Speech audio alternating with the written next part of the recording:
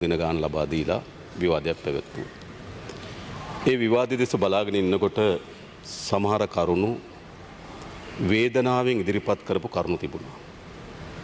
සමහර කරුණු කෝපයෙන් ඉදිරිපත් කරපු කරුණු තිබුණා. සමහර ඒවා සාධනීය කරුණු තිබුණා. අපිට වේදනාවට පත්වීම පිළිබඳව හෝ කෝපයට පත්වීම පිළිබඳව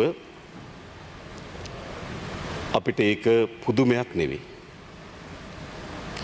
හන්තානේ ඉඩම් අහිමි වෙනකොට වේදනාවට ලක් වෙන එක ගැන අපිට අලුත් දෙයක් නෙවෙයි. දුකක් තියෙනවා. තියෙනවනේ. ජනාධිපති ලේකම් කාර්යාලයේ තියෙන ෆයිල් එකම. කවුද ඉල්ලුවේ?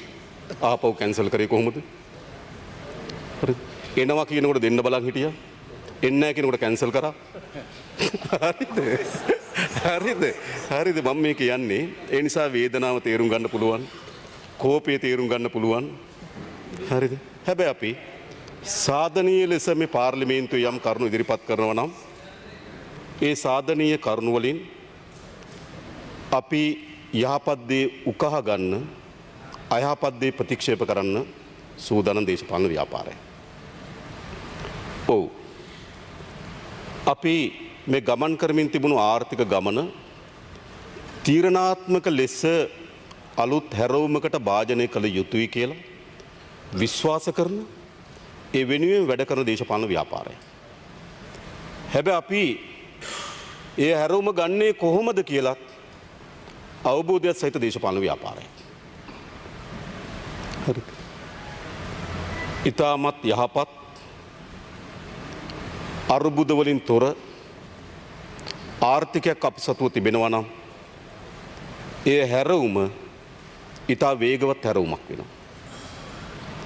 ආර්ථික ඉතාමත් අසීරු තැනක නම් පිහිටෙන්නේ ඒ හැරවුම යම් කාලයක් අරගනිමින් සැලසුම් සහගතව ලබාගත යුතු හැරවුමක්. එනිසා ඔබ දක්වන කලබලය අපිට ඉතා හොඳින් තේරුම් ගන්න පුළුවන්. අපි ඉතා නිවැරදි ලෙස මේ දීර්ඝ කාලයක් අනුගමනය කරමින් තිබුණ ආර්ථික ප්‍රතිපත්තිය රටටත් ජනතාවටත් හිතකර ලෙස තීරණාත්මක හැරවුම ගන්නවා. හැබැයි ඒ හැරවුම ගැනීමට නම් අපි පළමු කළ යුතු වන්නේ කුමක්ද? මේ තිබෙන ආර්ථික තත්ත්වයේ ස්ථාවර භාවයකට ගෙනෙන එක. ස්ථාවර භාවයකට ගෙනෙන්නේ නැතුව අර්බුද රාශියකට මුහුණ දී තිබෙන ආර්ථිකයක් විශාල හැරවුම් වලට ඔරොත්තු දෙන්නේ නැහැ. හොඳින් තේරුම් ගන්න. රෝද ගිලිහුණු රථයකට හැරවුම් ගන්න බෑ. ඉස්සෙල්ලා රෝද ටික සවි කරගන්න ඕනේ. හරිද? නිසා අපි තාමත් සැලසුම් සාගත ලෙස ආර්ථික ස්ථාවර කිරීම සඳහා සැලසුම් කරමින් තිබෙනවා. කුමක්ද තිබුණු ආර්ථිකේ? එක පැත්තකින් අපි නිල වශයෙන් බංකොලොත් භාවයට පත්වෙච්ච රාජ්‍යයක් අපිට ලැබෙන්නේ. නිල වශයෙන් බංකොලොත්. හරිද? නිල වශයෙන් පමණක් නෙවෙයි යථාර්ථයේදීත් අපි බංකොලොත් රාජ්‍යයක් අපිට ලැබෙනවා. ඒ වගේම අපේ ආදායම් සහ වියදම් අතර මම ඔබට කිව්වොත් මේ 2025 අයවැය ලේඛනය බැලුවත් අපේ මුළු ආදායම අපි බිලියන 4999ක් අපේක්ෂා කරනකොට අපේ පොලිය ගෙවීම සඳහා බිලියන 2950ක් අවශ්‍යයි. රාජ්‍ය සේවකයන් වැටුප් ගෙවීම සඳහා බිලියන 1352ක් අවශ්‍යයි. විශ්‍රාම වැටුප් ගෙවීම සඳහා බිලියන 442ක් අවශ්‍යයි. ඒ කියන්නේ මුළු ආදායම රුපියල් බිලියන 4990යි. පොලිය ගෙවීම, රාජ්‍ය වැටුප් ගෙවීම, විශ්‍රාම වැටුප් ගෙවීම බිලියන 4744යි. ඉතිරි වෙන්නේ බිලියන 205. ඉතිරි වෙන්නේ බිලියන 256යි. මේක තමයි තිබෙන ආර්ථිකය. මේක එහෙම හරවන්න පුළුවන්. එහෙම කඩිමුඩියේ කලබල කරන්න පුළුවන් ආර්ථිකයක් නෙවෙයි මේක, මතක තබා ගන්න. ප්‍රධානම වියදම් පාර්ශ්වයන් තුනටත් සමාන ඊට වඩා පොඩ්ඩක් වැඩි ආදායම සහිත රාජ්‍යයක් අපි වෙත ලැබෙන්නේ. ඒක තමයි මේ වෙලාවේ අපි හැම තිබෙන ආර්ථික ස්වභාවය. ඒ විතරක් නෙවෙයි. අපි සතු තිබෙන රාජ්‍ය ආයතන ඔබට කීපයක් කියන්න. රූපවාහිනී සංස්ථාව බැලුවොත් ඒකේ ගිය අවුරුද්දේ පාඩුව බිලියන 256යි. ණය තියෙනවා මිලියන 1837ක. ආයතන.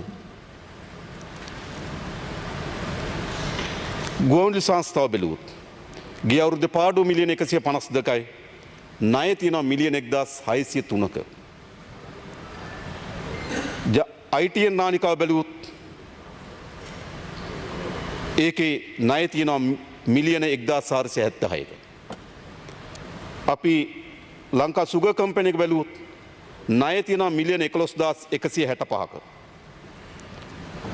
රාජ්‍ය වැවිලි සංස්ථාව බැලුවොත් ණය තියෙනවා මිලියන 3216ක. අපි මිල්කෝ ආයතන බැලුවොත් ණය තියෙනවා මිලියන 15096ක.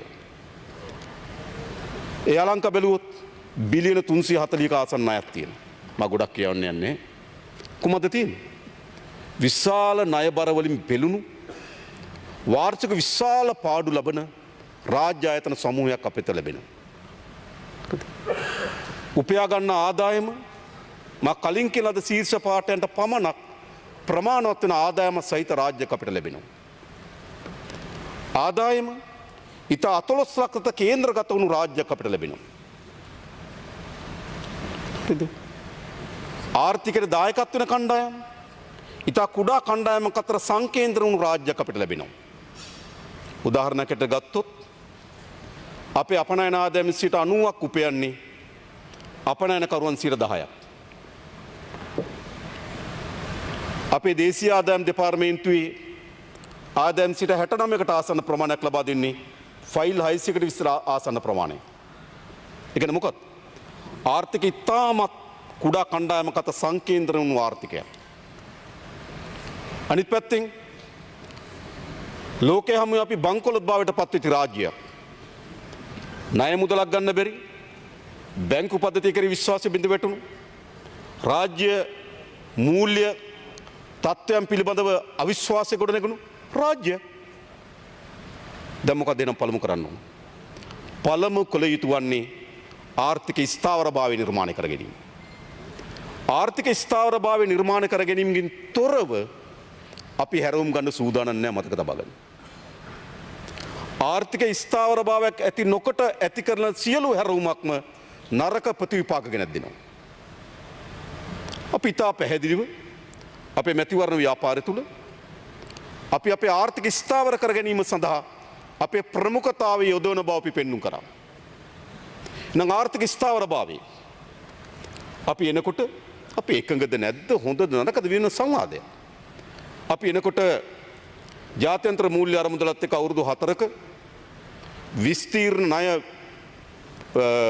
ප්‍රෝග්‍රෑම් එකක් කරලා වැඩසටහනක් ඇතුළත අපි ඇතුල් වෙලා තිබුණා. දැන් ඔබ කියන අපි හැරවුම ගන්න නම් මොකද කරන්න ඕන? අපිට පාරවල් දෙකක් තීරලා තිබුණා. එක්කෝ එම ජාත්‍යන්තර මූල්‍ය අරමුදලත් එක්ක තියෙන විස්තීර්ණ ණය පහසුකම් වැඩසටහන ඉදිරියට යන්න ඕන. එහෙම නැත්නම් අත්හරින්න ඕන. ඔබ බලාපොරොත්තු වෙන අත්හැරීම. මතක තබා ගන්න. හරිද? ඒ උගුලේ අපි වැටෙන්නේ නැහැ. ඒවා උගුල්. හරිද? අපේ අපේක්ෂාව මොකද අපි දන්නවා. අපේ ආර්ථිකයේ තිබෙන තත්ත්වය අනුව අපි කුඩා ප්‍රමාණයකින් කරගන්න අත්වැරදීම බරපතල විනාශකාරී අත්දැකීම් ගෙනත් දෙනවා. මොකද එහෙම ආර්ථිකයක් මේක.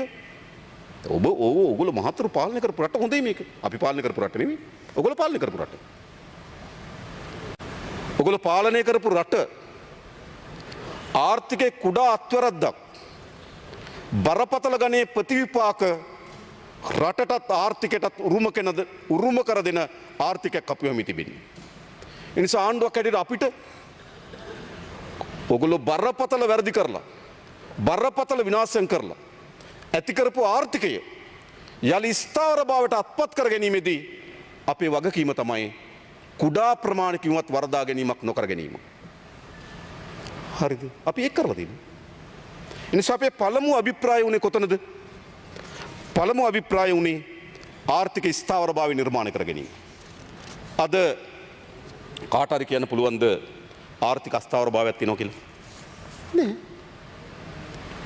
අපි විශාල ප්‍රයත්නයක් දරුවා මේ ආර්ථික ස්ථාවරභාවය නිර්මාණය කරගන්න. අපි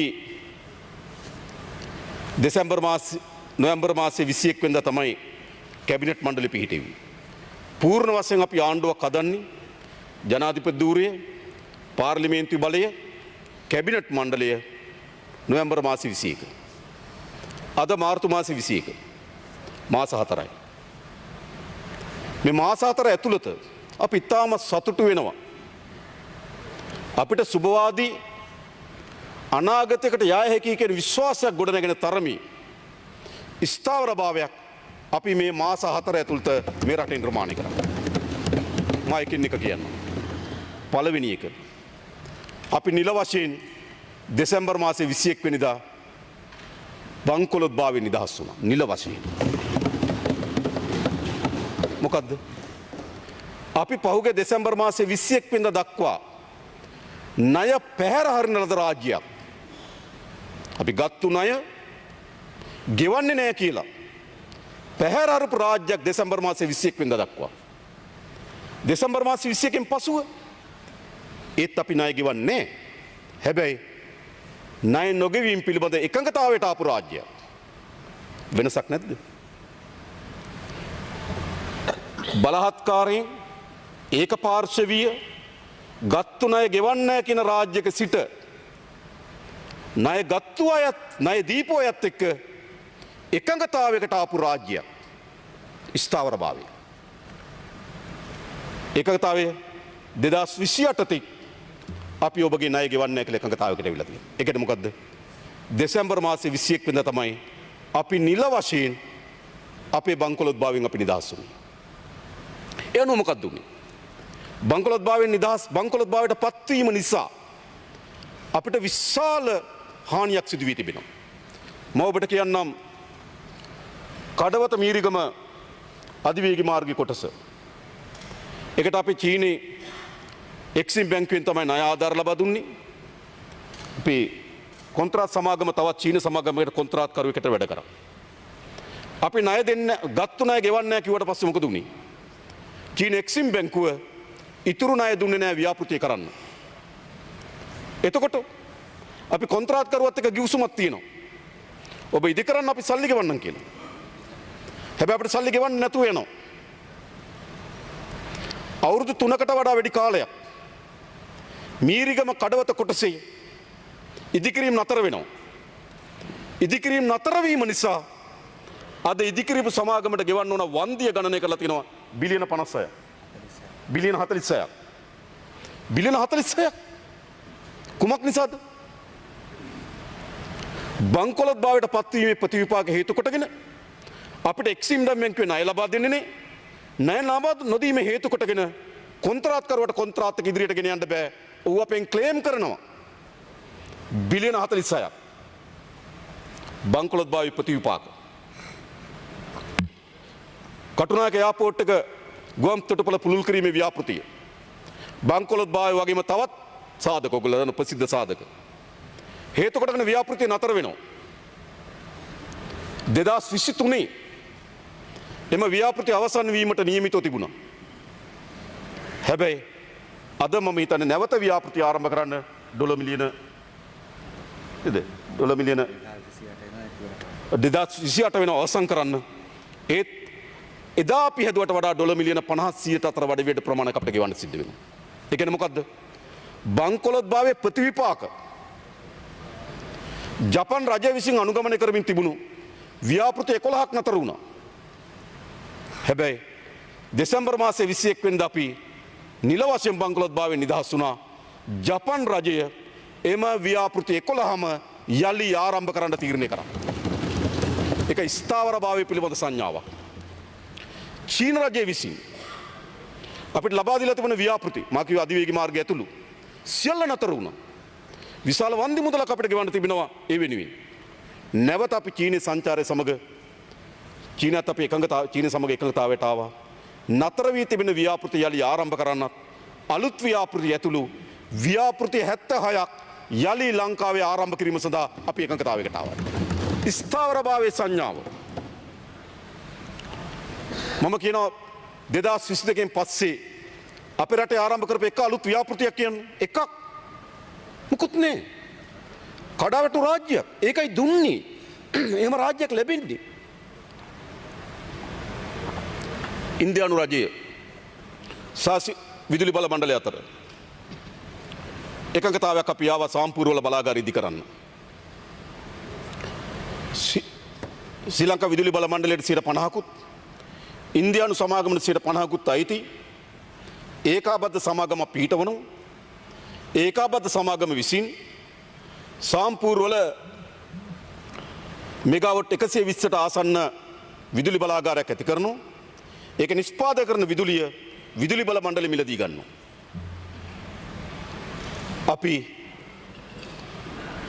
විදුලි බල මණ්ඩලයේ මිලදී ගැනීම මෑත කාලේ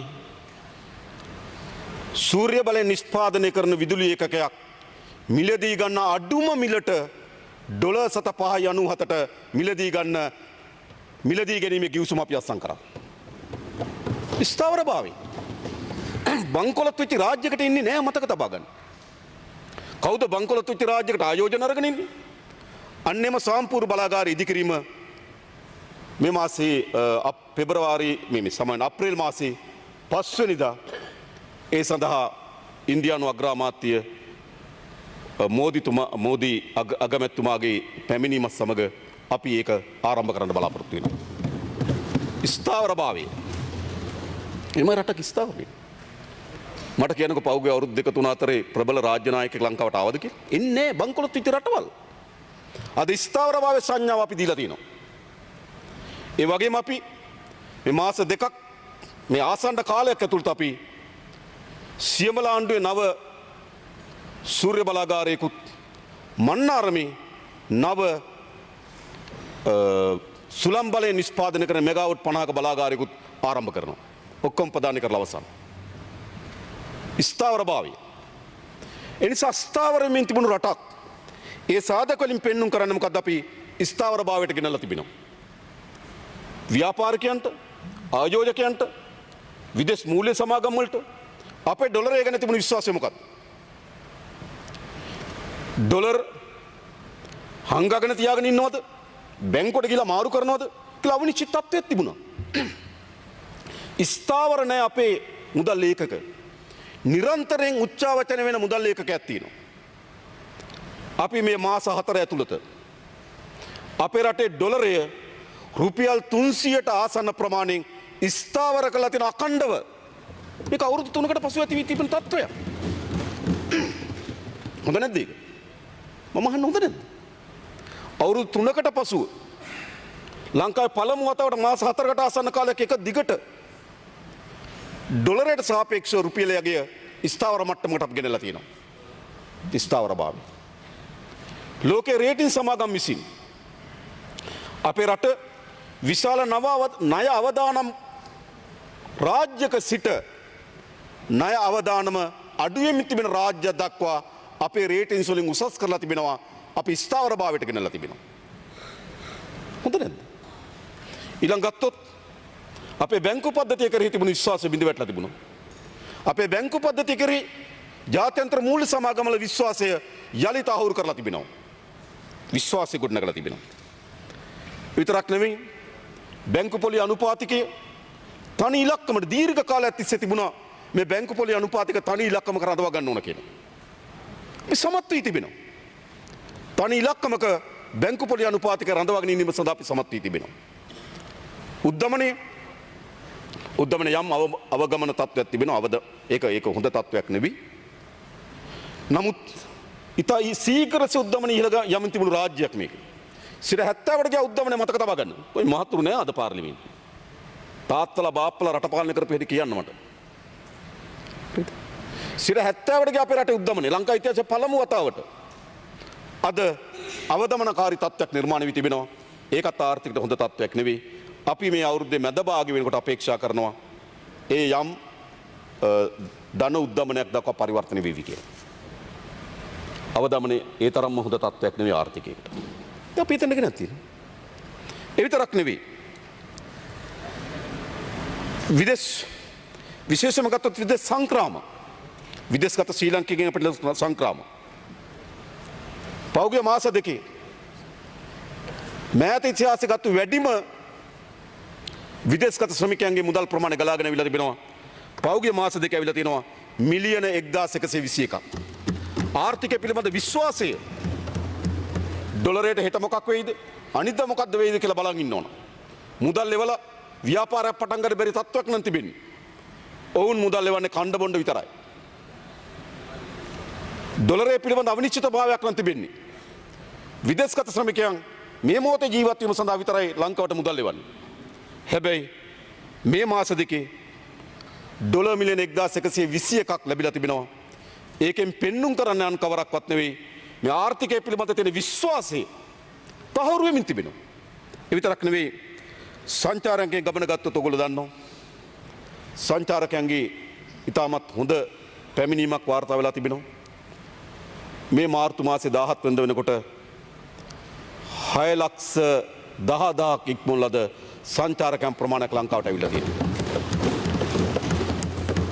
අපි හිතනවා අපි ඔබට එක සහතිකයක් දෙන්නම්. මේක මේ අවුරුද්ද ලංකා ඉතිහාසයේ වැඩිම සංචාරකයන් එන වසර බවට පත් වෙනවා. ලංකා ඉතිහාසයේම සංචාරකයන් වැඩිම වසර බවට පත් වෙනවා. ඉතින් මේක ආර්ථිකය මෙහෙම නෙවෙයි යන්න ඕනකම තිබෙන්නේ. ඒ විතරක් නෙවෙයි අපේ ආදායම ඉලක්ක මතක ඇති මේ පාර්ලිමේන්තුව ඕන තරම් අපි දැකලා තිබෙනවා. ඇස්තමේන්තුගත ආදායමයි සත්‍ය ආදායම අතර තිබුණු වෙනස්කම් 20-25 වෙනස්කම් තිබුණා ඇස්තමේන්තුගත කරලා ආදායමයි සත්‍ය ආදායමයි අතර. හැබැයි අපි ස්තුතිවන්ත වෙන්න ඕන 2024 ඇස්තමේන්තු ආදායම ඊට සමාන ආදායමක් රේගු දෙපාර්තමේන්තුව විසින් අපිට ලබා දුන්නා. අපේක්ෂා කරලා ආදායමට සමානම ආදායම. රුපියල් බිලියන 35ක වගේ වෙනසක් තමයි දේශීය ආදායම් දෙපාර්තමේන්තුවේ ආදායම බවට පත් වුණේ. ඒ කියන්නේ 99කට ආසන්න ප්‍රමාණයකින් ඇස්තමේන්තුගත කරපු ආදායම සත්‍ය ආදායම බවට පරිවර්තනය කරගන්න සමත් වුණා. හොඳ නැද්ද? ආර්ථිකයක් හොඳ නැද්ද? ආර්ථිකයක් හිම තමයි යන්න ඕන. ඉස්සර බොරු ඉලක්කම් තියෙනවා. ඇස්තමේන්තු කියලා හදනවා. හැබැයි තත්ත්වය ඊළඟ මහ බැංකු වාර්තාවෙන් කියන මොකක්ද ඇත්ත කියලා. ඔබට කියන්න කැමති දේශීය ආදායම් දෙපාර්තමේන්තුව මේ මාර්තු මාසේ 17 වෙනිදාට අපි අපේක්ෂා කරේ අපේ ඇස්තමේන්තුගත ආදායම IRD අපි අපේක්ෂා කරේ බිලියන 356යි. හැබැයි මාර්තු 17 වෙනිදාට ඇවිල්ලා තිනවා බිලියන 438ක්. අපේක්ෂා කරන ආදායමට වඩා වැඩි ආදායමක් මේ මාස කිහිපය තුළ අපි අහන් තිනවා. ඒ වගේම ජනවාරි මාසේ කස්ටම් එකේ රේගු දෙපාර්තමේන්තුවේ ආදායමත් අපි ඇස්තමේන්තු කළ ආදායමට වඩා වැඩියෙන් අත්පත් කරගෙන තියෙනවා. ඒවා ආර්ථික ස්ථාවරභාවයෙන් පිළිබඳ සංඥා. ආර්ථික සැතා හොඳින් කළමනාකරණය කරමින් ඉදිරියට යනවා කියන සංඥා. නැත්නම් මේ පාර්ලිමේන්තුව ඕනතරම් බලන්න පරණ පොත් උස්සලා. අර ලොකු පොත් තියන පාර්ලිමේන්තුව. ඇස්තමේන්තුගත ආදායම සහ තත්ත්‍ය ආදායම 20-25 වෙනස්කම් තිබුණා. අපි ඉතාමත් සමීප තැනට ගේනවා. අපි විශාල අපේක්ෂාවක් තියෙනවා. මේ අවුරුද්දේ අපේක්ෂා කරන ආදායමට වඩා වැඩි ආදායමක් ලබා ගැනීම වෙනුවෙන් අපි පොරබදනවා.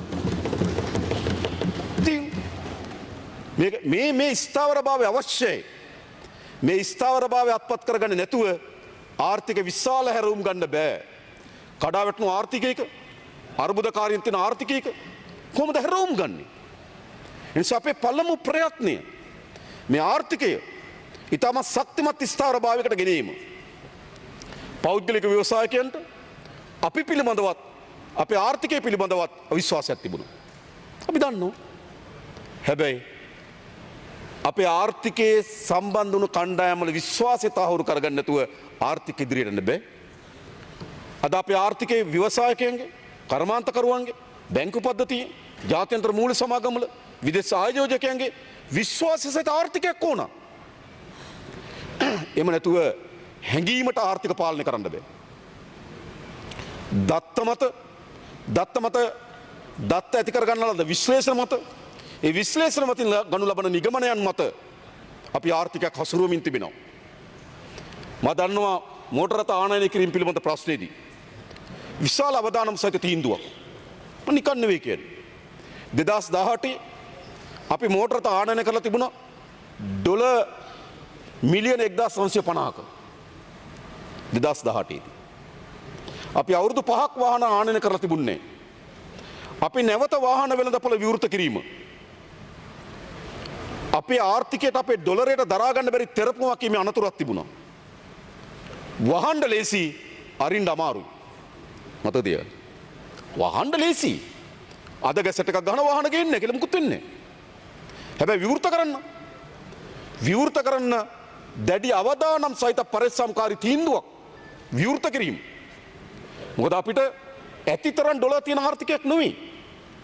අපේ ඩොලරයේ මත අපි අපේක්ෂා නොකරන තෙරපුමක් ආවොත් නැවත ආර්ථික විශාල අර්බුදයක් නිර්මාණය වීමේ අනතුරු අපිට තිබුණා. අපි මොකද කරේ? ඉතා හොඳින් දිනපතා මතක තබා දිනපතා අධ්‍යයනය කරමින් ඊයේ වෙනකොට අපි LC ඕපන් කරලා තියෙනවා ඩොලර් මිලියන් 207ක. අද තව පොඩ්ඩකින් අද කීයද කියලා බලමින් අපි අපේක්ෂා කරන අපි ඉලක්කයක් තියෙන මෙච්චර ඩොලර් ප්‍රමාණයක් මේ අවුරුද්ද අපිට වාහන ආනයන සඳහා දරාගත හැකි කියලා. අන්නේ අපි අපේක්ෂා කරන ඩොලර් සීමාව ඇතුලේ වාහන ආනයන රඳවාගන්නේ කොහොමද? ඔබට විවෘතව කියන්න. අපේක්ෂා කරන ඩොලර් ප්‍රමාණය ඇතුලේ වාහන ආනයන රඳවා ගැනීම පමණක් නෙවෙයි ඒ ප්‍රමාණය ඇතුලේ අපේ ආදායමත් අපි අපේක්ෂා කරලා තියෙනවා. ඒ නිසා අපි මේක මෙතෙන්ට සමපාත කරගන්නම ඕන. මේක ඉක්මවා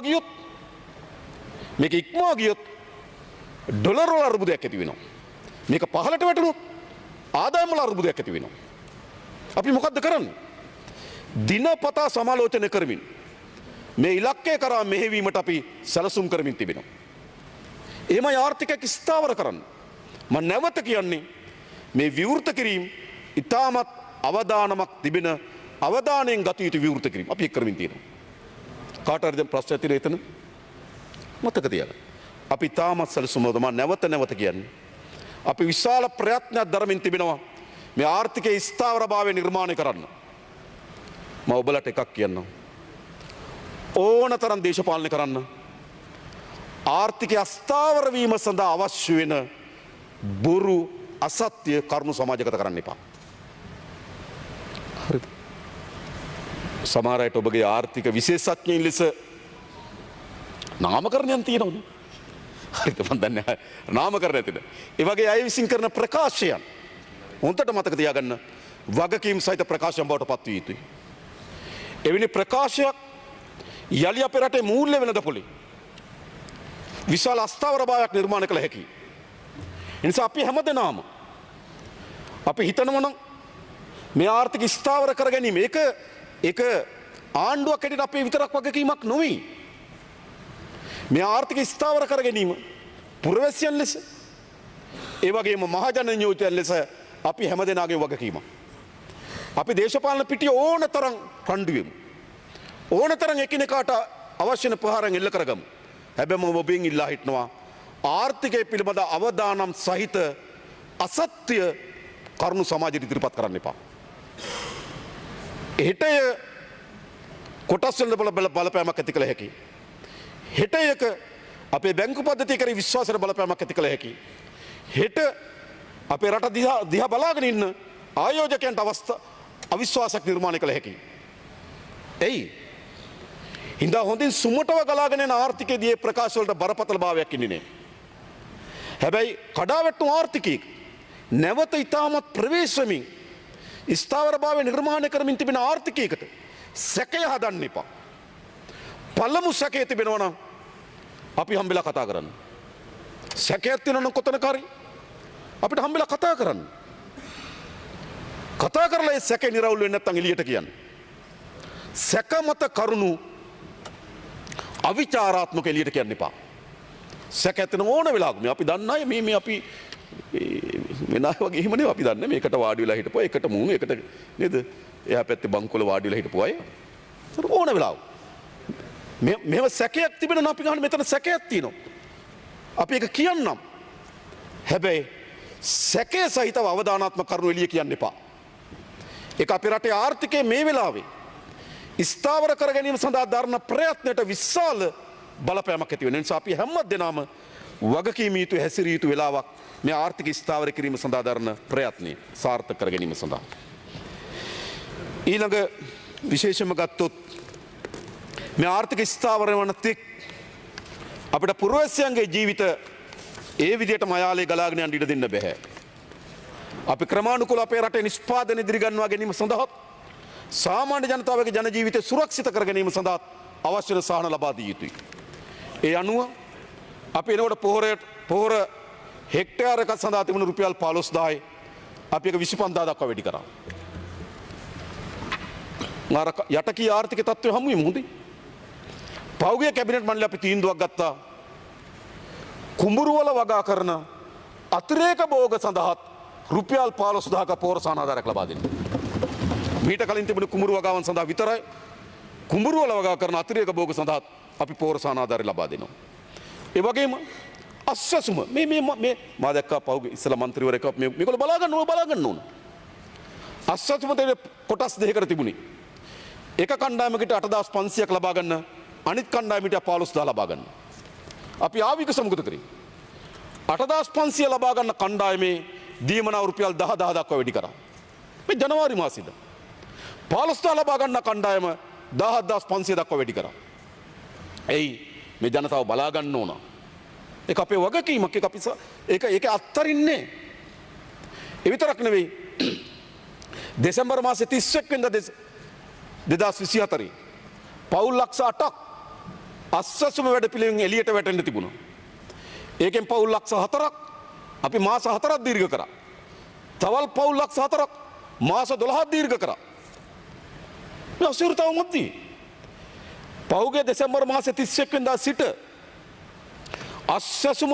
අස්සසුම ව්‍යාපෘතියෙන් එළියට වැටෙන්න හිටපු පවුල් ලක්ෂ 8ක් යලි අපි අස්සසුම වැඩපිළිවෙලේ රඳවා ගන්න තීරණය කරා. මොකද අපි දැක්කා අපි සමීක්ෂණය කරපුවම තේරුණා ආර්ථික ස්වභාව තත්ත්වයට පත් වෙලා නැහැ. ඔවුන් එළියට වැටීම සාධාරණ නැහැ කියලා. මේ තත්ත්වය තුළ ජනතාව බලා ගන්නවා. ඒ විතරක් නෙවෙයි. දැන් මා දන්නවා අපි අධ්‍යාපන උපකරණ මිලදී ගැනීමේ ප්‍රශ්නයක් මතුවලා තිබුණා. පාසල් නිවාඩුව ලැබුණා. අධ්‍යාපන උපකරණ මිලදී ගැනීම සඳහා හැකියාවක් නැති බව තේරුණා. අපි දරුවෙකුට රුපියල් 6000 දෙන්න තීරණය කරා. හැබැයි අපි දන්නවා අපේ ආණ්ඩු ඉලක්කය ආධාර ලැබිය යුතු කෙනා ඉලක්ක කරලා ආධාර ලබා දීම. ඒක තමයි ප්‍රතිපත්ති වෙන්න ඕන. උන්ට ආධාර ලබා දෙන එක හැම කෙනාටම ආධාර ලැබිය යුතු කෙනයි නොලැබිය යුතු කෙනයි ඒ ඔක්කොටම ආධාර ලබා දෙන්නේ නැහැ. ආධාර ලබා දී යුතු ටාගට් කණ්ඩායමක් ඉන්නවා. අපි පාසල් දරුවෝ 14 ලක්ෂ 16 ලක්ෂ 16කට මතක තබා ගන්න. රුපියල් 6000 දීමනාව ලබා දුන්නා මේ අවුරුද්දේ පාසල් පොත් සහ උපකරණ මිලදී ගන්න. මන්ට පළමු වතාවට මේ ආර්ථිකය හොඳින් සුවපත් වෙලා නෙමෙයි. අපි ආර්ථික විශාල පරිවර්තනයක් ඇති කරලා නෙවෙයි තවම. එහෙත් අපි එය බලාගත යුතුයි. ඒ වගේ මේ අයවැය ලේඛනයෙන් මම නැවත කියන්නේ මේව අවධාරණය කළ යුතු නිසා. වකුගඩු රෝගීන්ට පොළොන්නරුවේ ඔබතුමා දන්නවා මාසික ආධාරය තිබුණ රුපියල් 7500යි. මේ අප්‍රේල් මාසෙ ඉඳන් ඒක රුපියල් 10000 දක්වා අපි වැඩි කරා. මේ වෙලාවේ. ඊට පස්සේ වැඩිහිටි දීමනාව රුපියල් 3000යි තිබුණේ. ඒක අපි 5000 දක්වා වැඩි කරා. ජනතාව බලා ගන්න. ඒ වගේම අපි ආරම්භයේදීම විශ්‍රාමිකයන්ගේ වැටුප රුපියල් 3000කින් වැඩි කරා. ජනතාව බලා ගන්න. දැන් මේ කියවන අපි ජනතාව අත්හැරලා කියලා. නෑ. අපි දන්නවා අපිත් එක්ක අපි අපේ වගකීම් සහිත බැඳීම තියෙන කුමන ජන කණ්ඩායමටද කියන එක පිළිබඳව අවබෝධයෙන් වැඩ කරන දේශපාලන ව්‍යාපාරය. අපේ වගකීම සහ අපේ බැඳීමක් තියෙනවා. ඒ ජනතාව බලා ගන්න ඕන. උන්ට ආර්ථික වශයෙන් ඉදිරියට ගේන්න මම පසු කියන්නම් ඒක. ඒ විතරක් නෙවෙයි. මහ පොළ ශිෂ්‍යාධාර රුපියල් 7500 දක්වා වැඩි කරා. ශිෂ්‍යාධාර රුපියල් 6500 දක්වා වැඩි කරා මාසික දීමනාව. මා කලින් කියපු ආර්ථික ඇතුළේ මේවා කරන්නේ. ඒ විතරක් නෙවෙයි. අර ආයතනගත ආයතනවල ජීවත් වෙන දරුවන්ට දෙමව්පියෝ නැති වීදි දරුවන්ට අපි රුපියල් 5000ක දීමනාවක් දෙන්නත් රුපියල් 3000ක් ඔවුන්ගේ ස්ථාවර ගිණුමක තැන්පත් කරන්නත් අපි තීරණය කරා. රුපියල් 3000ක් දෙනවා ඒගොල්ලෝ ස්ථාවර ගිණුමක මාසෙකට වැටෙන්නේ. ඒ අනාථ දරුවන් ඉන්න කඳවුරක දරුවෙක් විවාහ වෙනවා විශේෂයෙන් ගෑනු දරුවෙක් විවාහ වෙනවා. අපි ලක්ෂ 10ක් ලබා දෙනවා එයාට නිවාසයක් ඉදි කරගන්න. නැත්නම් කොහොම කවුද ඒ දරුවෝ බලාගන්න ඕන? අනාථ කඳුරක ඉන්නවා විවාහයක් කරගත්තොත් ඉන්න තැනක් නෑ. හැබැයි අපි ඒ දරුවන්ට රුපියල් 10000ක් ලබා දෙනවා. ජනතාව බලා ගන්න ආණ්ඩුවක් කියන්නේ ඒකයි මේක. ලක්ෂ 10ක් ලබා දෙනවා. ඒ වගේම පෙර පාසල් දරුවන්ගේ රුපියල් 60ක දීපු ආහාර වේල අපි රුපියල් 100 දක්වා වැඩි කරා.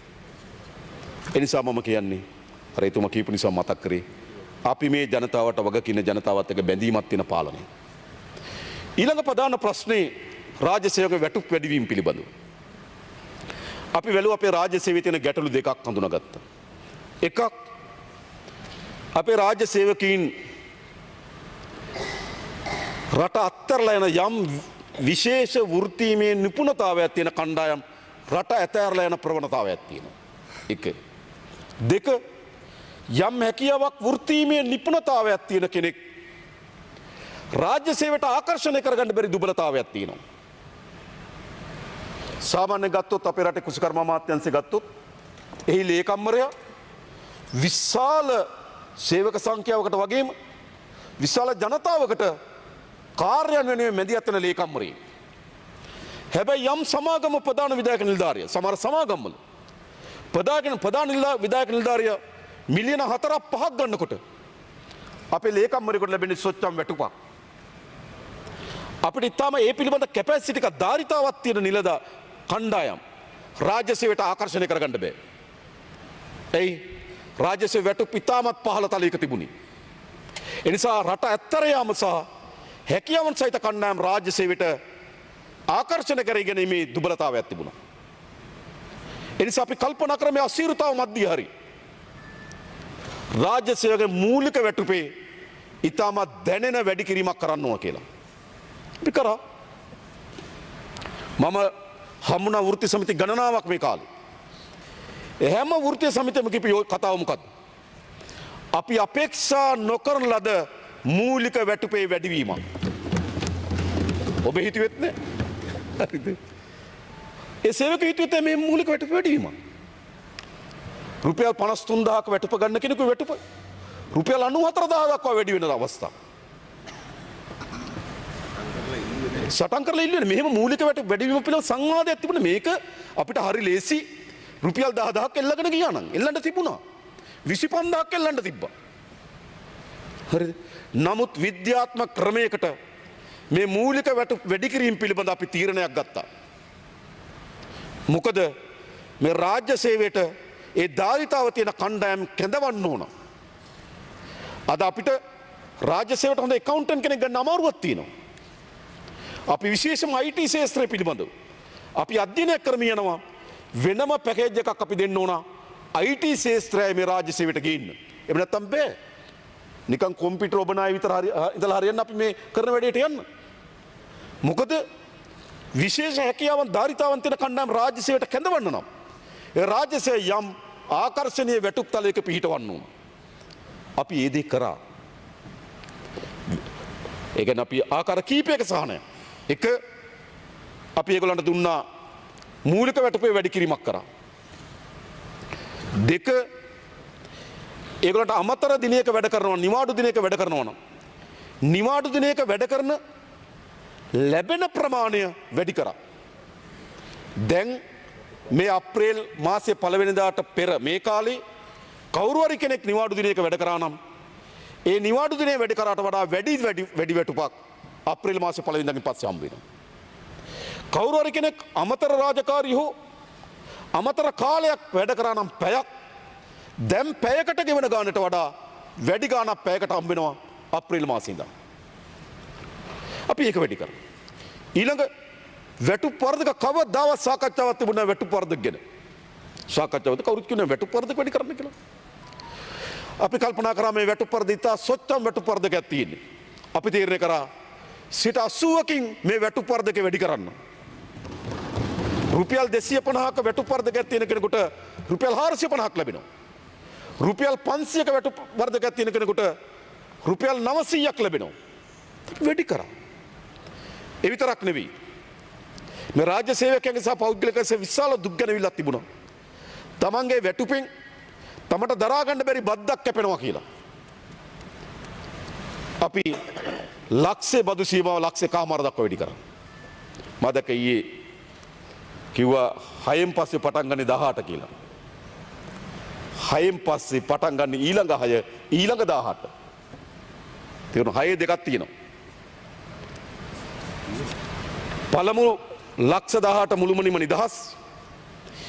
ඊළඟ ලක්ෂ පාට 6යි. ඊළඟ ලක්ෂ පාට 12 තිබුණේ. ඒකත් 6යි. ඊළඟ ලක්ෂ පහට 18යි. 6 තිබුණා 12 තිබුණ එකත් 6ට ගෙනාවා. එන පළවෙනි එක ලක්ෂ පාට 6යි. දෙවෙනි ලක්ෂ පාට 12 තිබුණා. තුන්වෙනි ලක්ෂ පාට 18 තිබුණා. අපි මොකද්ද කරේ? පළමු ලක්ෂ පාට 6යි. දෙවෙනි ලක්ෂ පාට 6යි. තුන්වෙනි ලක්ෂ පාට තිබ්බු තැනම.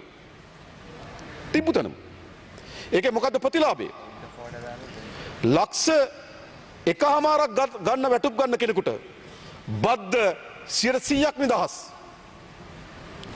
ලක්ෂ දෙකක් වැටුප් ගන්න කෙනෙකුගේ බද්ද 72ක් නිදහස්. 36 සීමාව ඉක්මවා යන කෙනෙකුට රුපියල් 20500ක බදු අඩුවීමක් අප්‍රේල් මාසයේ ඉඳන් සිද්ධ වෙනවා. හොඳද? මත තබගෙන ඒ වෙනුවෙන් රජය ආසන්න වශයෙන් ගතොත් බිලියන 50ක් 60ක් ආසන්න ප්‍රමාණයක් රජයට අහිමි වෙනවා. ගිය අවුරුද්දේ ලැබුණු බද්දක් මේ අවුරුද්දේ අහිමි වෙනවා. ඒ කියන්නේ ගිය අවුරුද්දේ ආණ්ඩුවට ලැබුණු බද්දක් මේ අවුරුද්දේ අහිමි වෙනවා. හැබැයි බිලියන 50 60යි මුදල ඒ බදු ගෙවපුවට නැවත පෙරලා යනවා. අපි දන්නවා වුන් එක වියදම් කරાવી. ඊටසේ නැවත අපිට නේද ඒ ආර්ථිකේ චලනයක් ඇති කරයි. ආර්ථිකයේ යෙදුම් වලට යොදවයි. එතකොට ආර්ථිකයේ වෙන අවස්ථාවක් අපිට එනවා. මේම කල්පනා කරා. හැබැයි ඊට පස්සේ ප්‍රශ්නයක් වෙන නැගුණා ශේත්‍ර කීපයක විශේෂම සෞඛ්‍ය ශේත්‍රය. ඒගොල්ලන්ගේ අර OT පැය හරි අමතර රාජකාරී පැය ගණනය කරපු ක්‍රමයක් තිබුණා. වෛද්‍යවරුන්ගේ මේක ගණනය කර 80න් බෙදලා. නර්සස්ලාගේ ගණනය කර 160න් බෙදලා. ගණනය කරපු තත්ත්වයක් තිබුණා. හැබැයි එදා තිබුණු මූලික වැටුප 80න් බෙදපුවාම අද තියෙන මූලික වැටුප 120න් බෙදපුවාම අද තියෙන එක 120න් බෙදුවත් එදාට වඩා වැඩි. ඒ තරම් වැඩි කරලා තියෙන මූලික වැටුප. ඒකනේ කියන්නේ ඒක. ඒ කියන්නේ 80න් බෙදපු එකක් 120න් බෙදනකොටත් වැඩිවීමෙන් පෙන්눔 කරන්නේ ඒක ඒ තරම් ප්‍රමාණයකින් වැඩි කරලා තියෙනවා. ඉතින් මේ අමතර රාජකාරී පැය නේද? ඊට පස්සේ අමතර කාලයේ OT මේ අතිකාල මේවට බෙදපු සූත්‍රයක් තිබුණා 80න් බෙදපු එක අපි 120න් බෙදන්න තීරණය කරා. 120න් බෙදපු එක 160න් බෙදන්න තීරණය කරා. 160න් බෙදපු එක 200න් බෙදන්න තීරණය කරා. 200න් බෙදපු එක 240න් බෙදන්න තීරණය කරා. එතකොට සමහර වෘත්තීන්ගේ අපේ අයිතිවාසිකම් කප්පාදුව පිළිබඳව අපිට ඕන යෝජනාවක් තිබුණා. තව අමතර යෝජනාවක් 80න් බෙදන එකම ආරක්ෂා කරගෙන මූලික වැටුප ඒකට ගැලපෙන්න තියන්න තිබ්බා. මූලික වැටුප අපි තියෙන 80න් බෙදපුවාම ඒ ලැබෙන එක ලැබෙන්නම ඒ වියදම දරන්නම අපිට තියන්න තිබුණා. හැබැයි අපි මුහුණ දුන්න ප්‍රශ්නයකට මොකද්ද? අපි 1:4 වැටුප අනුපාතය තියන්න ඕන. එක කියන්නේ 15ම කෙනා. උඩ ඉන්න කෙනාගේ වැටුප දැනෙන්න වැඩි උනේ යම් ප්‍රමාණයකට වැඩි උනේ නැත්තම් 15ම කෙනාට එහෙමවත් වැඩි වෙන්නේ. ඒ නිසා උඩ ඉන්න කෙනාගේ වැටුප වැඩි වුණොත් තමයි 15 කෙනාගේ වැටුප වැඩි වෙන්නේ. ඒ නිසා තමයි අපි මූලික වැටුප වැඩි කරන්න වැඩි බරක් තිබ්බේ. ඒතකොට තමයි අපි කියන්නේ දැනටමත් අවම වැටුප 15550කින් වැඩි වෙන්නේ. අවම වැටුප රුපියල් 15550කින් වැඩි වෙන වෙනම පුතන්සේවේ උපරිම වැටුපෙන් 4න් එකයි එතන. ඔව් උපරිම වැටුප අඩු වුණොත් අවම වැටුප ලැබෙන කෙනාගේ වැඩිවීම අඩු වෙනවා. ඒ නිසා අපි මොකද කරේ? උපරිම වැටුප වැඩි කරා. වැඩි කරලා අපි කිව්වා නෑ ඕගොල්ලන්ට දෙන දීමනාවන් අපි මේ විදිහට සංශෝධනය කරන්නම් කියලා. ඒක පිළිබඳව පොඩි සංවාදයක් මතුවලා තිබෙනවා. අපි අවශ්‍ය නම් මේක සංශෝධනය කරන්න මෙන්න මේ විදිහට. ඔබට දැන් ලැබෙන කියන්නේ මෙහෙමයි. මේ බෙදීම ගණනය කරන්නේ 2027 ජනවාරි මාසයේ ලැබෙන වැටුපට. ඒ කියන්නේ මේ 120 බෙදන්න යෝජනා කරේ අප්‍රේල් මාසේ ලැබෙන වැටුප නෙවෙයි. එයාට අවසානයේදී ලැබෙන පූර්ණ වැටුප තමයි 120 බෙදන්නේ. අපි යම් සංශෝධනයක් ගේන්න කැමති මෙහෙම. මූලික වැටුප 80න් බෙදන අයගෙන් 80න් බෙදලා ඒකෙන් 3න් 2ක් ලබා දෙනවා. හරිද? ඊට පස්සේ 100 තේරුණානේ? එතකොට 80න් බෙදපු 120 බෙදීමක් නෑ. 80න් බෙදීම 80න්ම තියෙනවා. තියලා ඒකෙන් 3න් 2ක් ලබා දෙනවා.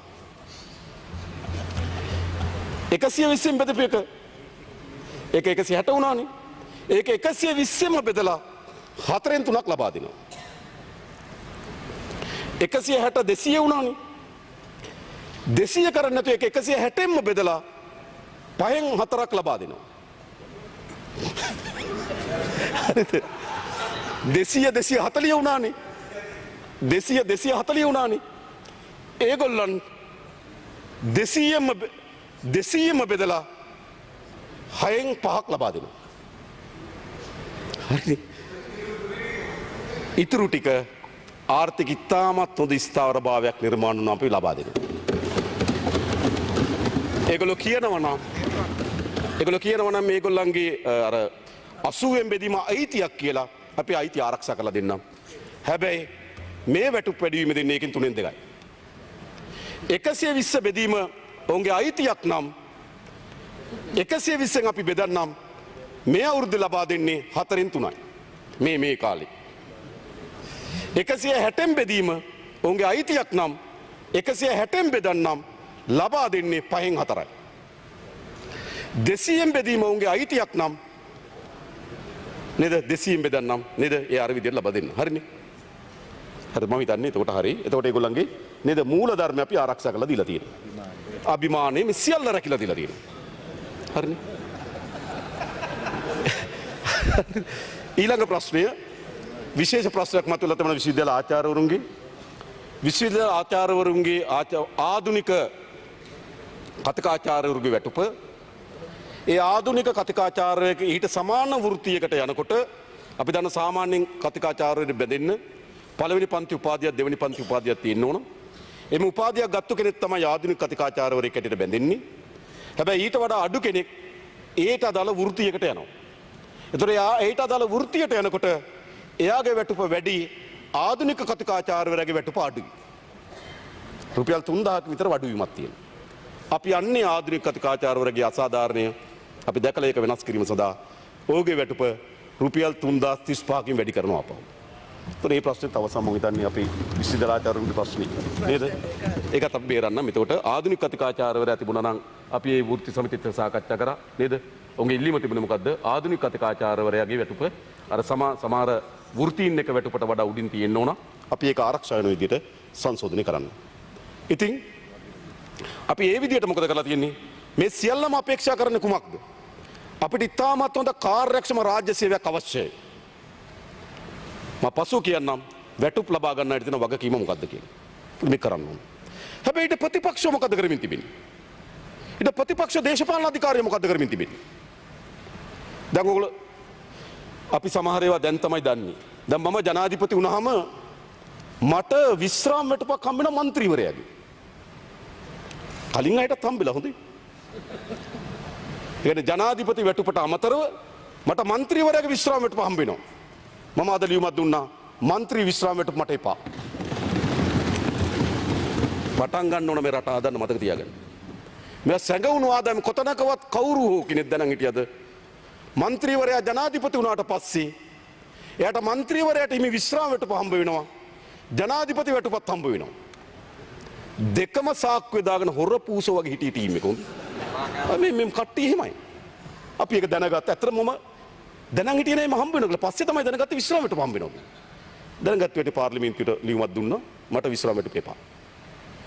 ඒ වගේම ඇමතිවරු മന്ത്രിවරුන්ට മന്ത്രിවරයා ඇමති වුණාම ඇමතිට වැටුපකුත් හම්බ වෙනවා. മന്ത്രിට වැටුපකුත් හම්බ වෙනවා. മന്ത്രി වැටුපකුත් හම්බ වෙනවා. මෙහෙමනේ මේ වවාගෙන කාලා තියෙන මොන ඔයගොල්ලෝ කවදාවත් හිතුවද මෙහෙම රටක් ඇති කියලා? අපි සාමාන්‍යයෙන් අපි හිතන්න වෛද්‍යවරයෙක් ඉන්නවා. වෛද්‍යවරයා වෛද්‍ය අධ්‍යක්ෂක වෙනවා. අධ්‍යක්ෂක වුණාම එයාට හම්බ වෙනවද වෛද්‍ය අධ්‍යක්ෂක තනතුරේ වැටුප හම්බ වෙනවා. වෛද්‍යවරයාගේ විශ්‍රාම වැටුප හම්බ වෙනවා. එහෙම නෑනේ. ගුරුවරයෙක් ඉන්නවා. ගුරුවරයා විදුහල්පති වෙනවා. එතකොට එයාට විදුහල්පති වැටුප හම්බ වෙනවා. ගුරුවරයාගේ විශ්‍රාම වැටුප හම්බ වෙනවා. එහෙම හම්බ වෙනවද? හැබැයි ජනාධිපතිට එහෙම හම්බ වෙනවා. ඔන්න ඒ කියන්නේ Tamanට ලොකු හැඳි තිබුණා බෙදා ගන්න. Taman කැමති විදියට බෙදාගත්තා.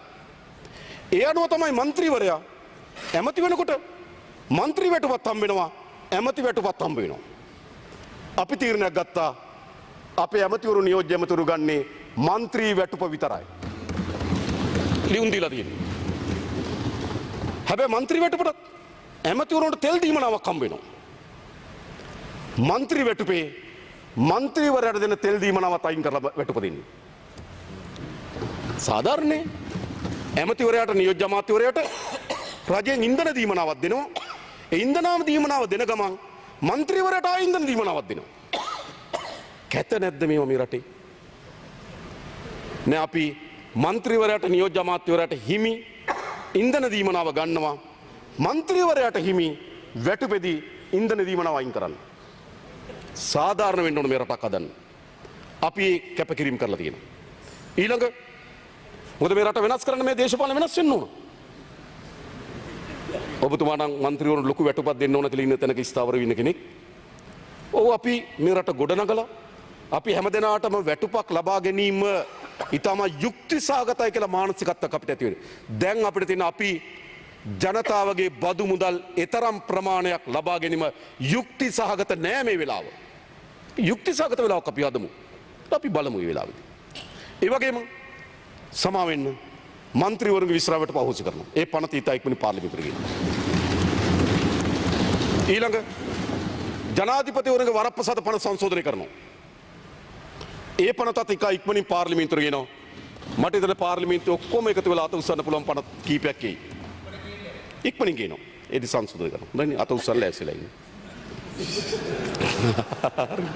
ඊළඟ මා කලින් අයවැය ලේඛනයේදී කිව්වා മന്ത്രിවරු සඳහා දෙන රුපියල් ලක්ෂ 10ක රක්ෂණ ආවරණය මේක ලක්ෂ 10 බවට පත් කරගත් ඉතාමත් ආර්ථික අර්බුදයේ තියෙන වෙලාවක ආර්ථික විශාල අර්බුදයක් තියෙන වෙලාවක තමයි മന്ത്രിවරුන්ගේ ලක්ෂ 2.5 රක්ෂණය ලක්ෂ 10 දක්වා වැඩි කරේ. අපි කියන්නේ තාම ආර්ථිකය හොඳ නැහැ. ලක්ෂ 10 නැවත ලක්ෂ 2.5 දක්වා අඩු කරන්න අගෝස්තු මාසෙ මං හිතන්නේ අවසන් වෙන්නේ ලක්ෂ 10 නේද? ලක්ෂ 10 සඳහා අපි දැන් අගෝස්තු මාසෙ දක්වා බැඳීම තියෙනවා. අගෝස්තු මාසෙන් පස්සේ අපි රක්ෂණය අලුත් කරනකොට ලක්ෂ 10 ලක්ෂ 2.5 දක්වා අඩු කරනවා. තරහ වෙන්න එපා. මම කලින් කිව්වා වාහන පර්මිට් හම්බ වෙන්නේ නැහැ.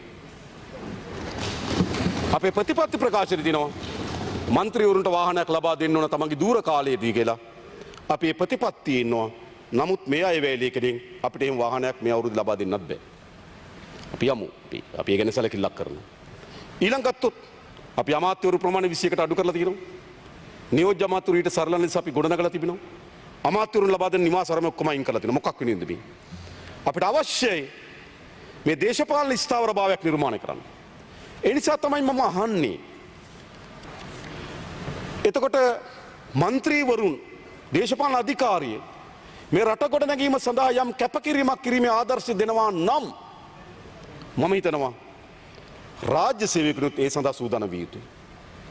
එහෙම නැතුව අභිමානය වගේ චූටිය වගේ පැටලි ප්‍රශ්න කරන්න එපා. ඒක අපි කරමු. ඊළඟ අපි විශේෂ අවධානය යොමු කරලා තිබෙනවා රැකියා විරත උපාධිධාරීන් පිළිබඳව. අපි පිළිගන්නවා මේ රටේ හැම තරුණයෙකුටම රැකියාවක් කිරීමේ යුක්තිසහගත අයිතියක් තියෙනවා. හැබැයි රැකියාව නිර්මාණය වෙන්න ඕන රජය විසින් එළිය රැකියාව නිර්මාණය කරන්න ඕන. අපි දැන් අපේ අය ගොඩක් අය ලංකාවේ පුරවැසියන් විදේශගත ගිහිලා රැකියාවල නිරත වෙනවා. හැබැයි ඒ කවුරුවත් ඒ රටවල ආණ්ඩුව රැස්ස කරන්නේ. ඒ රාජ්‍යන් මැදිහත් වෙලා ආර්ථිකයක් එළිය හදලා තිබෙනවා. එළිය හදලා තියෙන ආර්ථිකය ඇතුලේ තමයි රස්සා නිර්මාණය වෙන්නේ. හැබැයි අපේ රටේ වැරදි සංස්කෘතියක් ගියා. ආණ්ඩුවක් මැදිහත් වෙලා එළිය රස්සා නිර්මාණය කරන වෙනුවට ආණ්ඩුව ඇතුලේ රස්සා නිර්මාණය කරනවා. ආණ්ඩු අන්තිමේට රැකියා දෙන ඒජන්සියක් බවට පරිවර්තන වුණ ආණ්ඩුව. ඒකේ ප්‍රතිවිපාක වලට අද මුළු රාජ්‍ය දේහෙම උරදෙමින් තිබෙනවා. ඒ නිසා අපි නැවත බල්ක් පිටින් කාර්යයක් නැති, තනතුරක් නැති, පුටුවක් නැති, ඉලක්කයක් නැති බල්ක් පිටින් ආණ්ඩුවට ගන්නේ නැහැ. විපක්ෂ නායකතුමා හිටියට මම දැනගන්න කැමතියි. එතුමා ඒකට කැමතිද නැද්ද කියලා මම දැනගන්න කැමතියි. මෙතන කවුරු හරි මට කියන්න නැගිටලා කියනවද නෑ බල්ක් පිටින් ආණ්ඩුවට ගන්න ඕන කියලා ස්ථාවරක ඉන්නවද? ඔළුව නේද ඔබතුමාලා ඔළුව වෙනින් පෙන්නුම් කරන්නේ නැහැ කියලා. හරිනේ. ගත්තු අය ඉන්නවනේ. ගත්තු අයට මොකද්ද වෙලා තියෙන්නේ? උසස් වීමක් නැහැ. කාර්යයක් නැහැ. පුටුවක් නැහැ. සමහර ප්‍රාදේශීය ලේකම් මහතුරු සමහර නිලධාරීන්ට කියනවා ඔයා බදාදට විතරක් ඇවිල්ලා අස්සම් කරලා යන්න. ඔයාට වාඩි වෙන්න පුටුවක් දෙන්න නැහැ කියලා. ඒ උපාධාරයන්ට ඒක වැඩකුත් නැහැ. ආණ්ඩුවට ඒක වැඩකුත් නැහැ. ඒ නිසා රැකියා දීම අපි තාමත් ප්‍රතිපත්තියක් හදලා තියෙනවා. ඒ ප්‍රතිපත්තිය තමයි දැනට අපි ඉහළ විශාල අර්බුදයක් නැහැ. පහළ අතිරික්තයක් තියෙනවා. මැද ලේයර් එකේ හිගයක් තියෙනවා. නිසා රාජ්‍ය සේව අඩපණ වීමේ අනතුරකත් අපි ඉන්නවා. ඒක විශේෂම වෘත්තීමේ නිපුණතාවයන් තියෙන ලේයර් එකක් තියෙනවා රාජ්‍ය සේවයේ. ඒ රාජ්‍ය සේවය අද නැහැ. එතන පුරප්පාඩු ප්‍රමාණයක් තියෙනවා. ඒ නිසා අපි තීරණය කරා මේ පුරප්පාඩු පත් කරන්න.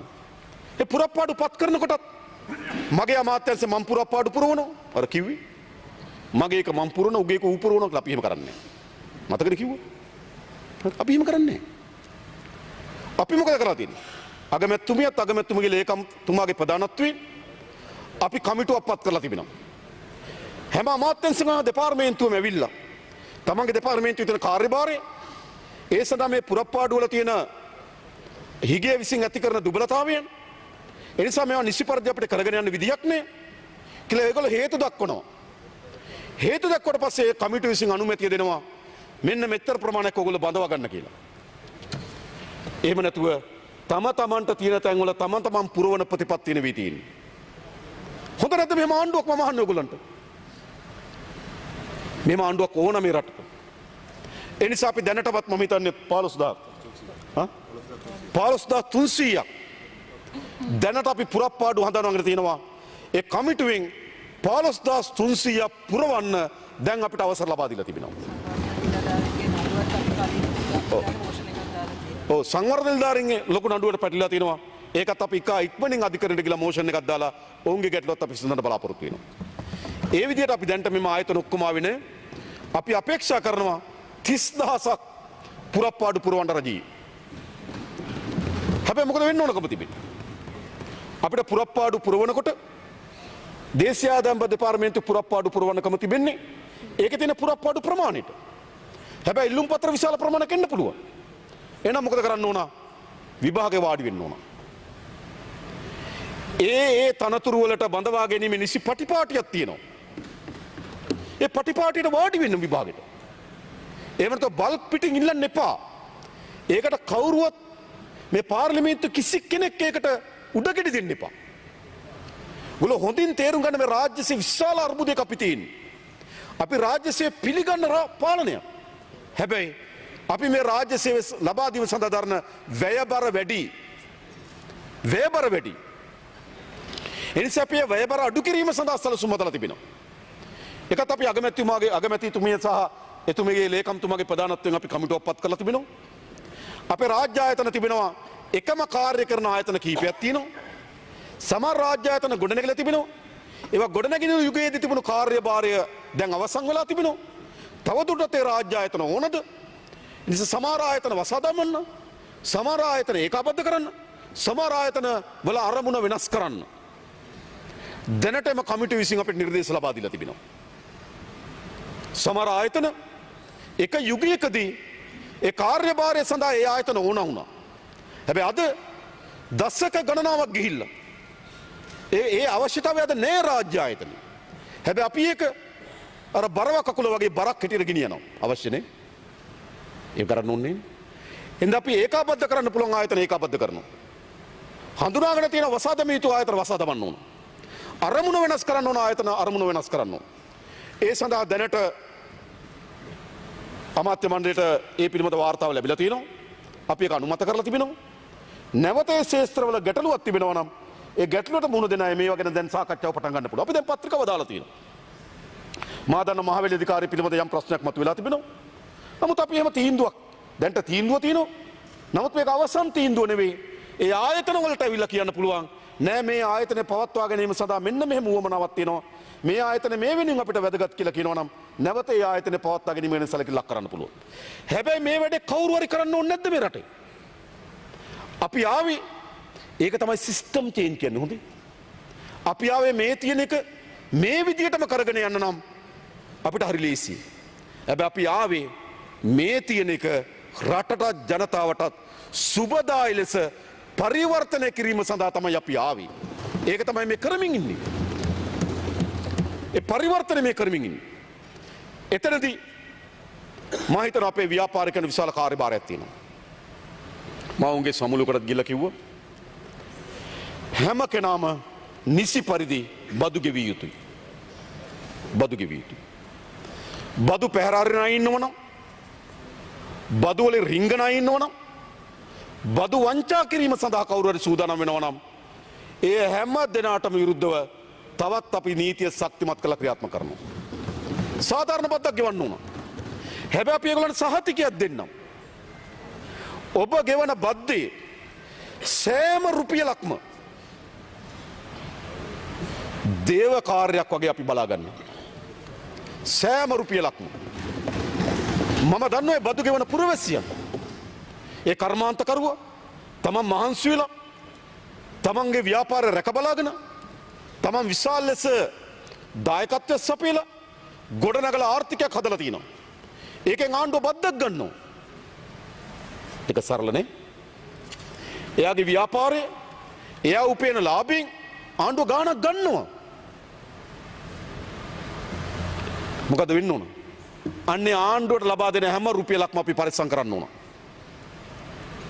අන්නේ බැඳීම අපි ආණ්ඩුවක් හැටියට ඉටු කරන සෑම රුපියලකටම අපි වග කියනවා ඔබ බදු ගෙවන්න අපි ආරක්ෂා කරන්න. එතෙන්ට ඒ විතරක් නෙවෙයි අපි මේ බදු ගෙවන අය පිළිබඳව විශේෂ ලෙස රජයෙන් ලබා දිය යුතු විවිධ යෝජනා පැකේජ් ගැන අපි කතා කරලා තියෙනවා. එයාපෝට් එකේදී තවත් අවස්ථාවලදී ඒ විශාල ලෙස බදු ගෙවනවට යම් විශේෂයක් ලබා දිය යුතුයි. ඒ ගැන අපි කල්පනා කරමින් තියෙනවා. මොකද බදු අවශ්‍යයි.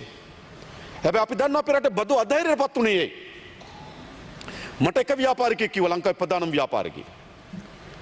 ඔහු පාරේ කලර් ලයිට්ස් වල නතර වෙලා හිටියා කිව්වා. මේ පැත්තට ගියා කිව්වා වාහන පේලියක් එක්ක හමුදාවේ උසස් නිලධාරී.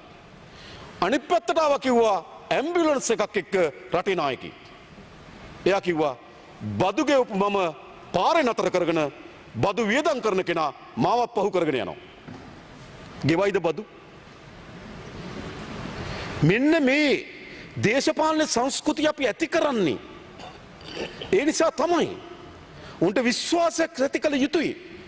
පාලනයක් ගොඩනගී තිබෙනවා. ඒ පාලනයට ගෙවන බදු ඊටම හොඳින් ආරක්ෂා කරන පාලනයක්. රැක බලා ගන්න පාලනයක්. ඒ සංඥාව දුන්නොත් ඒගොල්ලෝ බදු ගෙවනවා. බදු ගෙවන කෙනෙක් ආඩම්බරෙන් එයා කියනවා මම බදු ගෙවන පුරවැසියෙක් කියලා. එහෙම කියන්න කැමති. මම ව්‍යාපාරයක් කරනවා. මම මෙතර ලාභයක් උපයනවා. මම රජයට මෙතර බද්දක් ගෙවනවා. හැබැයි එහෙම ගෙවන්න කම්මැලි වුණා. එකගණු වුණා මොකක් නිසාද? එකගණු වුණ වෙන මොකුත් නිසා නෙවෙයි. ඒ බදු වලට සිද්ධ වෙන දේ ඒගොල්ලෝ මහා දවල් දැක්කා. මොකද බදු ගෙවන්න කියලා කාටවත් හිතෙනවා. එතන නොගෙවා බැරිකමට බදු ගෙවන රාජ්‍යයක් අපේ රාජ්‍යය. නොගෙවා බැරිකමට. හැබැයි අපි හදනවා ගෙවන්න හිතෙන නේද බදු තියෙන රාජ්‍යයක් බවට මේ රාජ්‍ය පරිවර්තනය කරනවා. අද එහෙම වෙනවා. මා පෙන්නුව ඔබට IRD කි. මේ මාස දෙක ඇතුළත අපි අපේක්ෂා නොකරලද අපේක්ෂා කළා ආදායමට වඩා වැඩි ආදායමක් ලැබෙන්නේ කොහොමද? විශ්වාසයක් හදලා තියෙනවා අපි මේ බදු පරිස්සම් කරනවා කියලා. අන්න සිස්ටම් චේන්ජ් පුරවැසියන්ගේ මනසේ මේක ඇති වෙනවා. ඒ වගේම ගත්තොත් අපේ වෘත්තීවේදීන්ට විශාල කාර්යභාරයක් තියෙනවා. අපි රාජ්‍ය වැඩි කරලා දීලා තියෙනවා. හැබැයි හැම දෙනාම වැඩ කරන්න ඕන. අල්ලස කොතනක හෝ කෙනෙක් රාජ්‍යයෙන් කෙරෙන්න ඕන කාර්යභාරය වෙනුවෙන් කාර්යභාරය ලබා ගන්න කෙනා යම් ගෙවීමක් කරන්න ඇති වෙන තත්ත්වයක් මේ රටේ ඇති නොකළ යුතුයි. ඔවුන්ට වැටුපක් ගෙවනවා. එම පුරවැසියන් ගෙවලා තියෙන බදු වලින් ඔවුන්ට වැටුපක් ගෙවනවා. හැබැයි වැඩේ කරගන්න ආපුවාම යගෙන් ගාණක් ගන්න බෑ. එයාට ගාණ දීලා තියෙන ආණ්ඩුව. ඒ නිසා කොතනක හෝ අපි කිව්ව හැමදාමත් මේ රටේ අල්ලස මේ රටේ අපේ රටේ අල්ලස රාජ්‍ය සේව අකර්මණ්‍ය කරනවා. මේ අල්ලස විසින් අපේ ආර්ථික වර්ධනයට බාධා කරනවා. අල්ලස විසින් ඒ වෙලාවේ කළ යුතු ව්‍යාපෘති ආපහු යනවා. අල්ලස විසින් නොකළ යුතු ව්‍යාපෘති සිද්ධ වෙනවා. අල්ලස කියන්නේ ආර්ථික අපරාධයක්. සිදුවිය යුතු දේ සිදු වෙන්නේ නැහැ. අවශ්‍ය දේ වෙන්නේ නැහැ. අනවශ්‍ය දේ සිද්ධ වෙනවා. අවශ්‍ය වෙලාවෙදි වෙන්නේ නැහැ. පහුවෙලා සිද්ධ වෙනවා. අල්ලස කියන්නේ ආර්ථික අපරාධයක්. ඒ නිසා අල්ලස පිළිබඳව අපි දැඩි තීන්දුව ගන්නවා. හැම රාජ්‍ය නිලධාරි මහත්මයෙකුට අපි කියන්නේ කරුණා කරලා තමන්ට පැවරලා තියෙන මහජනයාගේ බදු මුදල් වලින් වැටුපත් දෙනවා. වගකීමක් පැවරලා තියෙන වගකීම ඉටු කරන්න අමතර ගාස්තු නැතුව. කීපයක්ම අපි කරලා තියෙනවා. මා ඒ ආයතන වලට නම් කියන්නේ සමහර ආයතන වල අපි සේවකින් මේ වන විටත් වැඩ තහනම් කරලා තියෙනවා. සමහර ආයතන වල ගෙදර යවලා තියෙනවා. මේ රාජ්‍ය යලි ප්‍රතිස්ථාපනය කරන්න ඕන. අපේ රාජ්‍ය යාන්ත්‍රණය පුරා පැතිරී තිබෙන මේ අල්ලසේ සංස්කෘතිය ඉවත් කරන්න මේ රට ගොඩනගන්න. ඒක ඉවත් කරන්න නම් මොකද්ද වෙන්න ඕන? පළමු කොටම දේශපාලන අධිකාරිය ඒ සංඥාව දෙන්න ඕන. මා දැක්ක මෙතන ටෙන්ඩර් කීපයක් ගැන සාකච්ඡා වුණා. මතක තියාගන්න. එකක් මන්නාරමේ සුලම්බල ව්‍යාපෘතිය ගැන කතා වුණා. මොකද්ද සිද්ධ වුණේ? මන්නාරම සුලම්බල ව්‍යාපෘතියට අපි කැඳෙව්වා ටෙන්ඩරයක්. එක ටෙන්ඩර් කරුවේ තාක්ෂණික මොකක් හරි ටෙක්නිකල් කමිටු එකෙන් පැත්තකින් තිබ්බා. අනිත් ටෙන්ඩර් කරුව තෝරාගත්තා. බිඩ් එක විවෘත කරන්න. මෙයා ගියා අපීල් බෝඩ් එකට. අපීල් බෝඩ් එකට ගියාට පස්සේ කිව්වා එයාගේ ටෙන්ඩර් එක විවෘත කරන්න කිව්වා. විවෘත කරලා බලපුවාම එයා අඩුම කෙනා. අපි තෝරාගත්ත කවුද? අඩුම කෙනා තෝරාගත්තී. ලංකාවේ පළවෙනි වතාවට මන්නාරමේ මෙගාවොට් 50ක සුලන් විදුලි බලාගාරයක් ලබා දීලා තියෙනවා. ඒකකය $7.457ට. 8.22 තිබුණේ මේව හොඳයි. 4.57ට. එයි. ඒකට චෝදනා කරනවා දැක්ක මෙතන. අපි හරි දේ කරලා තියෙනවා. අපි කිසිදු මතක තබා ගන්න. මම හෝ අපේ දේශපාලන අධිකාරිය කිසිවෙක් මබට සහතිකයක් දෙන්නම්. මේ ඔබ දැක්ක ඔබ කිව්වා මේ වැල් පාලමෙන් අපි ගොඩ වුණා කියලා. නෑ මතක තබා ගන්න. අපි මේ වැල් පාලමේ ගමන් කරමින් තිබෙන මේ මහා ජනයාගේ බර කරට අරගෙන. දරුවා නෙවෙයි බර. හරිද? මේක මොකද්ද අපි ඇමතුරු ගොඩ වුණා කියන මොනව අරගෙනද? තියෙන ඇමති පඩිය කපලද? නිවාස අත්තරලද? ලයිට් බිල් වතුර බිල් අත්තරලද? කුමනෝ ව්‍යාපෘතියක් වෙනුවෙන් රුපියල කල්ලසක් ඉල්ලන්න මතක තබා ගන්න. එහෙම කෙනෙක් මෙතන නැහැ. මේ හැම කෙනාගෙනම මට වගේම මේ හැම කෙනාටම හැම කෙනාගෙනම සහතිකයක් දෙන්න පුළුවන්. එහෙම ආණ්ඩුව හදලා තියෙනවා. මේ ආණ්ඩුව දෙපා කියන්නේ. මේ ආණ්ඩුව දසමත් කියලා කියන්නේ. මේක තමයි ආණ්ඩුව. ලංකාවේ පළවෙනි වතාවට ජනතාවට ආණ්ඩුවක් ලැබිලා තියෙනවා. මෙච්චර කල් ජනතාවට ආණ්ඩු ලැබුණේ නෑ. කල්ලි ලැබුණේ. පවුල් ලැබුණේ. ගජමිතුර ලැබුණේ. පළමු වතාවට පුරවැසියන්ගේ ආණ්ඩුවක් ලැබිලා තියෙනවා. එහෙමයි ආණ්ඩු. අපි මේ රටේ පුරවැසියන්ට ආදර්ශයක් දෙන්නම් ආණ්ඩු කියන්නේ මොකද්ද කියලා. අපි ඕනෑම ආයෝජකෙක් අපි මූණට හම්බෙලා කියන්න පුළුවන් අපිට ඔබගෙන් ඇල් වතුර වීදුරුවක්වත් එපා කියලා. ඕන ආයෝජකෙකුට අපි කියන්න. මේ ළඟදී ශ්‍රී ලංකා රක්ෂණ මණ්ඩල ජාතික රක්ෂණ මණ්ඩලය ප්‍රතිරක්ෂණය කරන්නේ ජාතික රක්ෂණ මණ්ඩලයේ ටෙන්ඩරේ දැම්මා. දෙසැම්බර් මාසේ විවෘත කරා. ජාත්‍යන්තර සමාගම් ගණනාවක් ඉල්ලලා තිබුණා. අඩුම ඉල්ලුම තිබුණේ කාටද?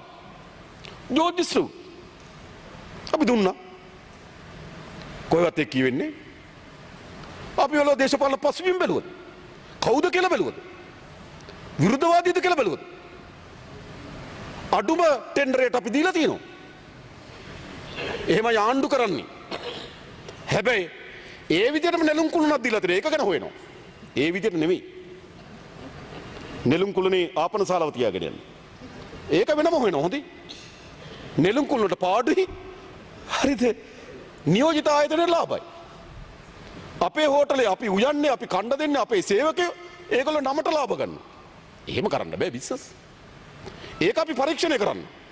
හැබැයි අපි දුන්නා එයාගේ සමාගම තමයි ප්‍රතිරක්ෂණේ අඩුම විල්ලුම කරේ. එයා තමයි නියෝජිත ආයතන ලංකාවේ. එයාට අපි දුන්නා. ඔබ අහලා තියෙනවද මේ රටේ එහෙම? වෙනත් දේශපාලන පක්ෂයක නායකයෙක් ටෙන්ඩරයක් දැම්මට පස්සේ එයාට ටෙන්ඩරේ ලැබුණා කියලා අහලා තියෙනවද මේ රටේ? අපි දීලා තියෙනවා. අපිට වෙන බැඳීම් නෑ මතක තබා ගන්න. රටට ජනතාවට හිත කරද කියන බැඳීම විතරයි අපි බලන්නේ. අන්න එහෙම ආණ්ඩුවක් මේ හදලා තියෙන්නේ. ඒ නිසා අපි හිතනවා මේ රට ගොඩනැගීම සඳහා අවශ්‍ය වෙන පදනම අපි නිර්මාණය කරලා තිබෙනවා.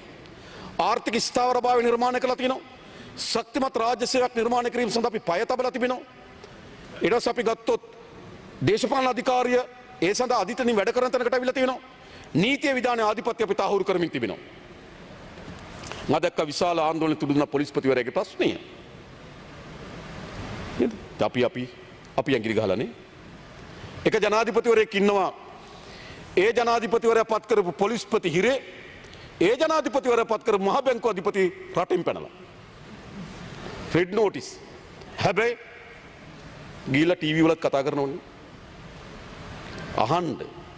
කෝයා පත් කරපු මහ බැංකුව අධිපතිවරයා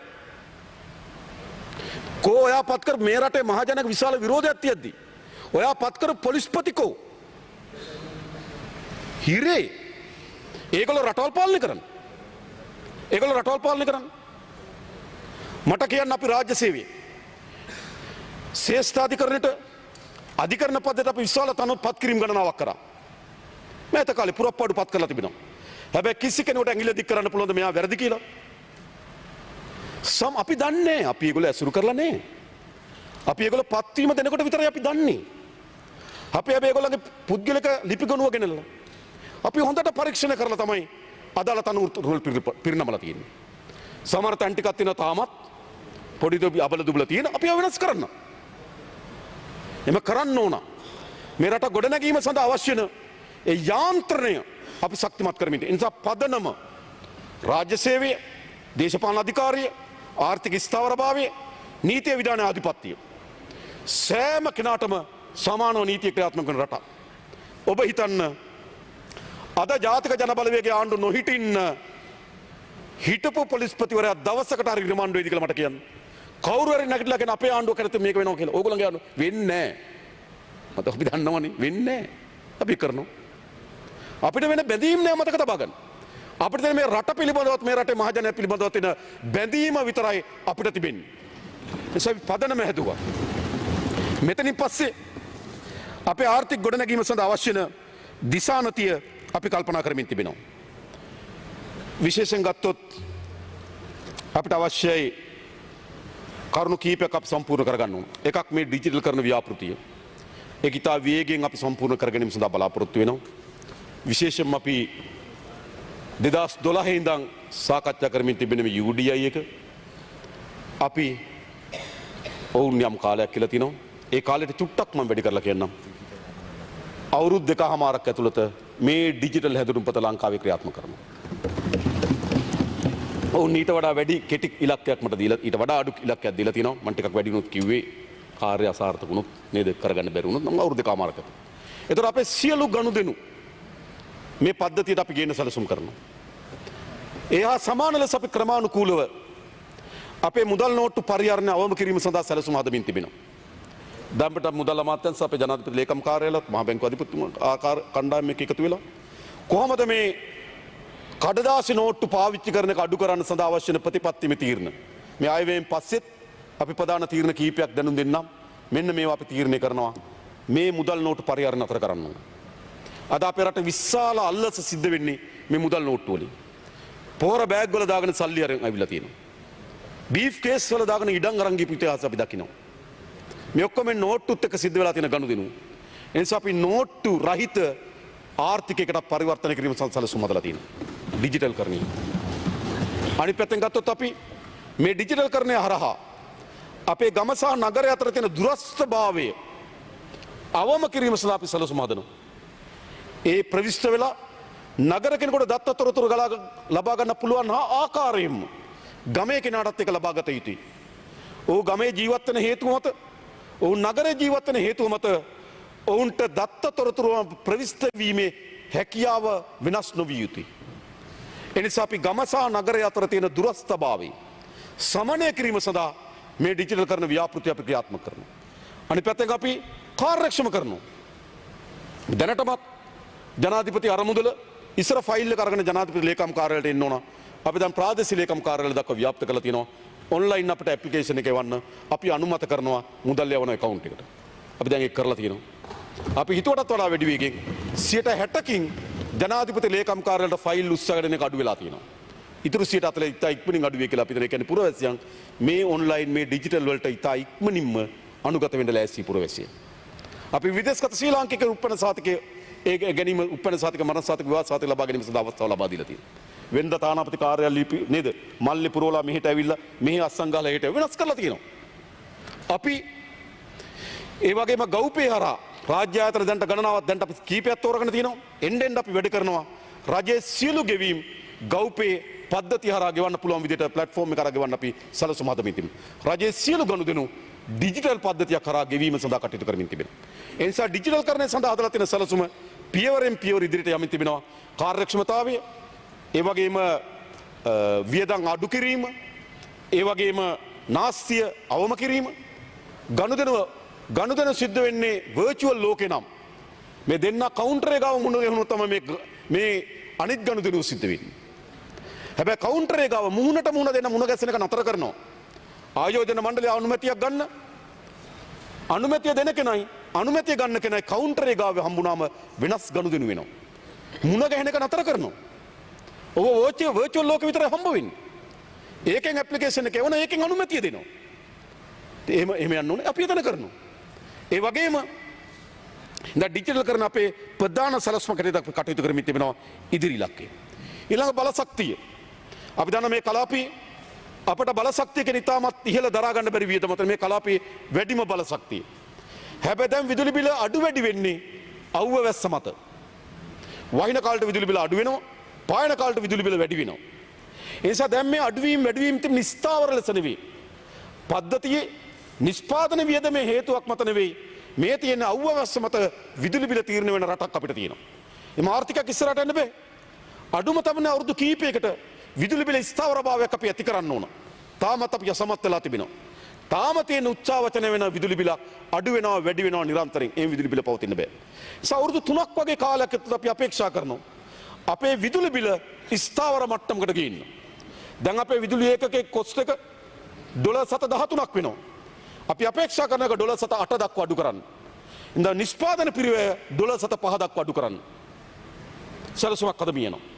ඒ අනුව අපි බලශක්ති ක්ෂේත්‍ර විශාල සැලසුමක් කටයුතු කරමින් තිබෙනවා. අපි විශේෂයෙන් විදුලි බල ඇමතුමා පුනර්ජනනීය බලශක්ති අධිකාරියත් එක්ක එකතු වෙලා දැනට අපිට සුළං බලයෙන් ආරම්භ කරන්න පුළුවන් තැන්, සූර්ය බලයෙන් ආරම්භ කරන්න පුළුවන් තැන් ඉඩම් හඳුනා ගන්න කියලා තියෙනවා. ඒ ඉඩම් එහි තියෙන ධාරිතාවත් එක්ක අපි ටෙන්ඩර් කරන්නම් අඩුම ඒකකයේ දෙන කෙනාට අපි බලාගාරය ලබා දෙන්න ප්‍රතිපත්තිය. ඊළඟ අපි ගත්තොත් විශේෂම ගත්තොත් ඍජු විදේශ ආයෝජන පිළිබඳ අපි අපේක්ෂා කරනවා. ඒ නිසා ආයෝජනයේ පහසු පරිසරයක් අපි නිර්මාණය කරනවා. අපි ආයෝජන ආරක්ෂණ පනතක් ගේනවා. ඒක අපි සැලසුම් කරලා තිබෙනවා. විශේෂයෙන් මේ ක්‍රමෝපායක සංවර්ධන පනත. ඒක ඉතාමත් අහිතක ලෙස අවභාවිතාවට ලක් වෙච්ච පනතක්. ක්‍රමෝපායක සංවර්ධන පනත කියලා කියන්නේ ඇමතිවරයාට පුළුවන් ඕනෑම ව්‍යාපෘතියක් ක්‍රමෝපායක සංවර්ධන ව්‍යාපෘතියක් කියලා නම් කරලා පාර්ලිමේන්තුවට ගෙනල්ලා බදු සහන දෙන්න ඕන. ඒ නිසා අපි ක්‍රමෝපායක සංවර්ධන පනත වෙනස් කරලා යාළු මිත්‍රකම් මත පදනම් නෙවෙයි.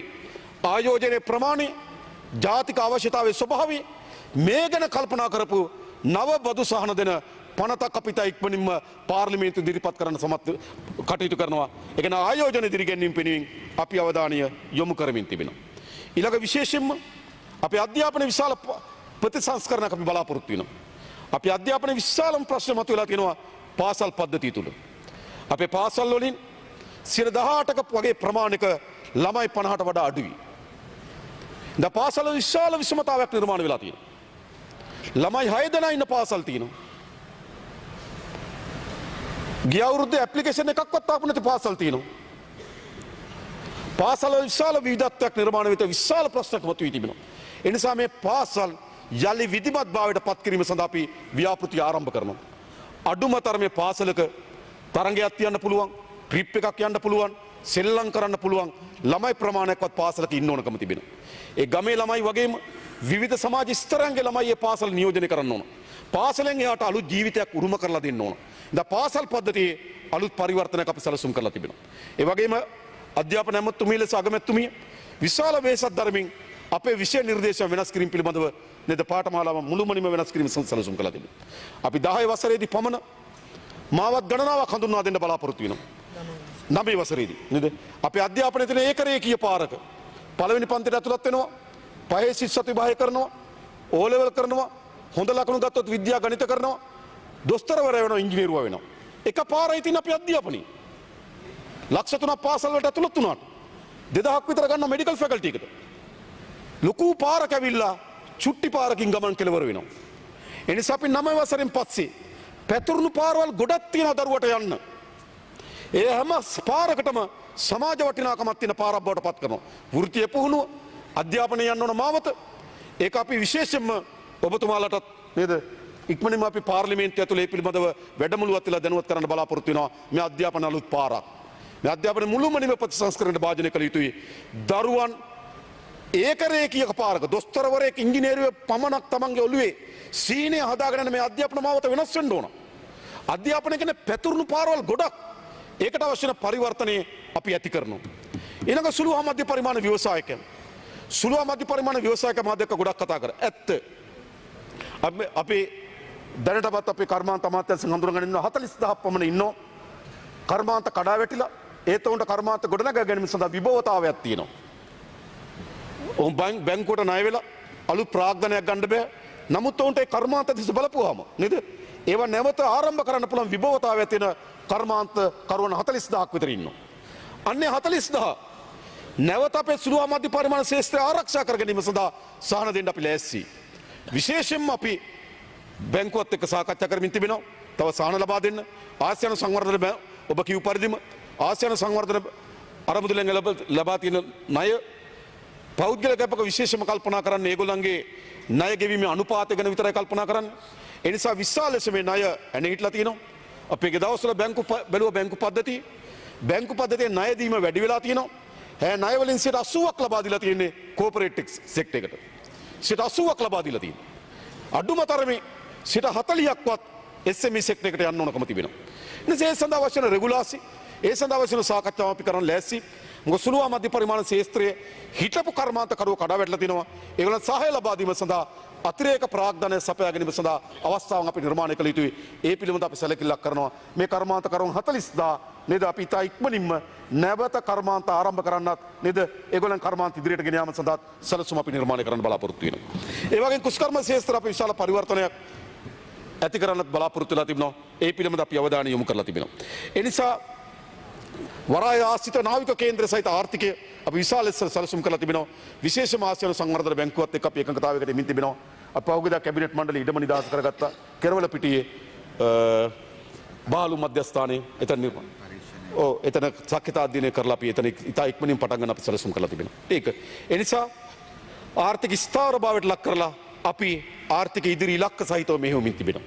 මම අහන්නේ මේ රටේ පුරවැසියන් සහ ඔබෙන් මොකද්ද මේකේ තියෙන වැරද්ද? මොකද්ද තියෙන වැරද්ද? මේක වෙනස් කරන්න ඕනද? මේ ගමන ශක්තියක් දිලි ඉස්සරහට යන්න නෙවෙයි තියෙන්නේ. මම කියන්නේ ඔබගේ දේශපාලන අනාගතය රඳා පවතින්නේ. මේ ව්‍යාපෘති අකුල් හෙලීමෙන් ඔබ දේශපාලනය කරන්න හිතනවා නම් ඔබගේ දේශපාලනය දිනපතා වළංගු වෙනවා. මතක තියාගන්න. මේ ව්‍යාපෘතිය මේ වැඩසටහන බිඳවට්ටන්න බෑ හොඳයි හරිද? බාධා කරන්න මේක බිඳවට්ටන්න බෑ. බාධා කරන්න අකුල් හෙලන්න කටයුතු කරන දවසක් පාසා තමුන්නාන්සලගේ දේශපාලන අවලංගු වෙනවා. දේශපාලන අවලංගු වෙනවා. ඔබට තියෙන අන් කවරක්වත් නෙවෙයි. මේක තමයි තියෙන පාර. මේක තමයි තියෙන ගමන් මාවත. මේ ගමන් මාවත සඳහා දිරිදීම සහ ඒ අරා දේශපාලනය තමයි ඔබට ඉතුරු වී තිබෙන පාර. අද කියන්නේ. වෙන පාරක් නෑ මතක තබා ගන්න. මීට වඩා හොඳ දෙයක් මට කියන්න. මීට වඩා යහපත් දෙයක් මට කියන්න. මීට වඩා වෙනස් විතු දෙයක් මට කියන්න.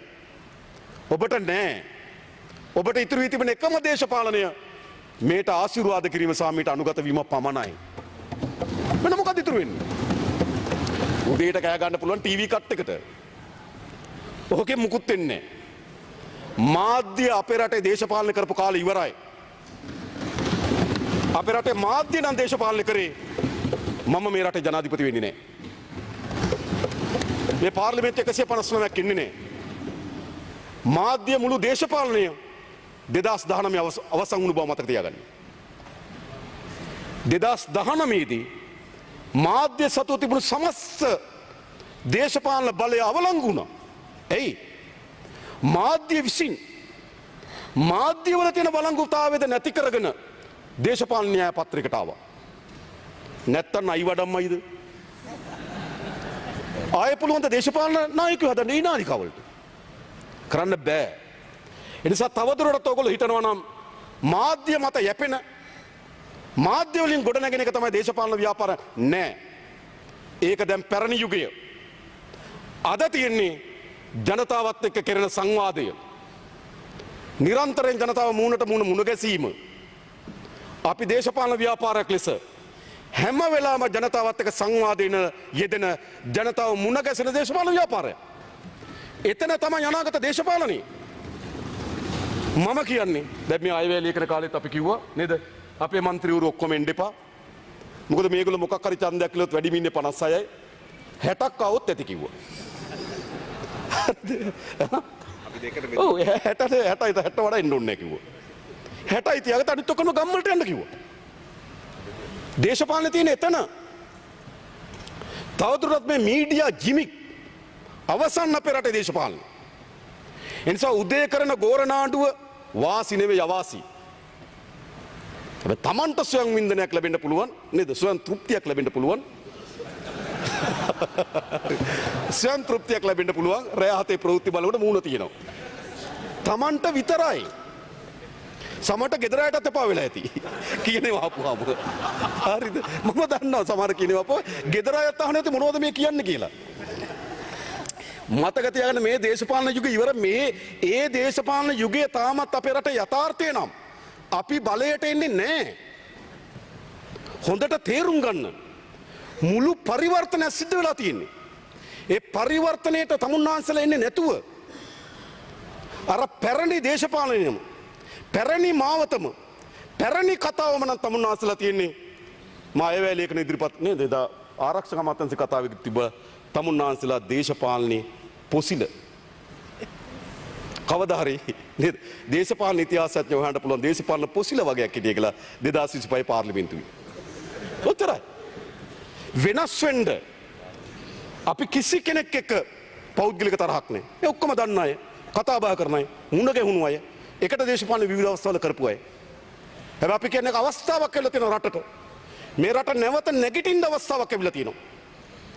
එහෙම අවස්ථා එන්නේ මම කියන්නේ මේක අවසන් අවස්ථාව කියලා. හැබැයි මිනිස්සුන්ට රටට අවස්ථාවක් එනවා. අපේ ඉතිහාසයේ අවස්ථා මඟ හැරපු මිනිස්සු. අපිට අවස්ථාවක් ආවා 1948 බ්‍රිතාන්‍ය අධිරාජ්‍යවාදීන් ඇතුළු බටහිර රාජ්‍යයන් අවුරුදු 450කට ආසන්න කාලයක් අපේ රට පාලනය කරලා ඔවුන් අපේ රට දාලා ගියපුවාම 1815 ඉඳන් 1948 දක්වා අවුරුදු 100 ගණනක ඍජු යටත් විජිතයක් බවට පත් වෙලා තිනවා. පරම්පරා 3-4ක් සුද්ධගේ ආධිපත්‍යයෙන් ඉඳලා 48 අපි නිදහස ලබා ගන්නවා. නිදහස ලබා ගන්නකොට අපිට අවස්ථාවක් එනවා. අවස්ථාව උකහා ගන්න සමත් උනේ නෑ. 49ම පුරවැසි පනත ගෙනාවා. ගිලා වතුකරේ දෙමළ ජනතාවගේ ඡන්ද බලය අහුසි කරා.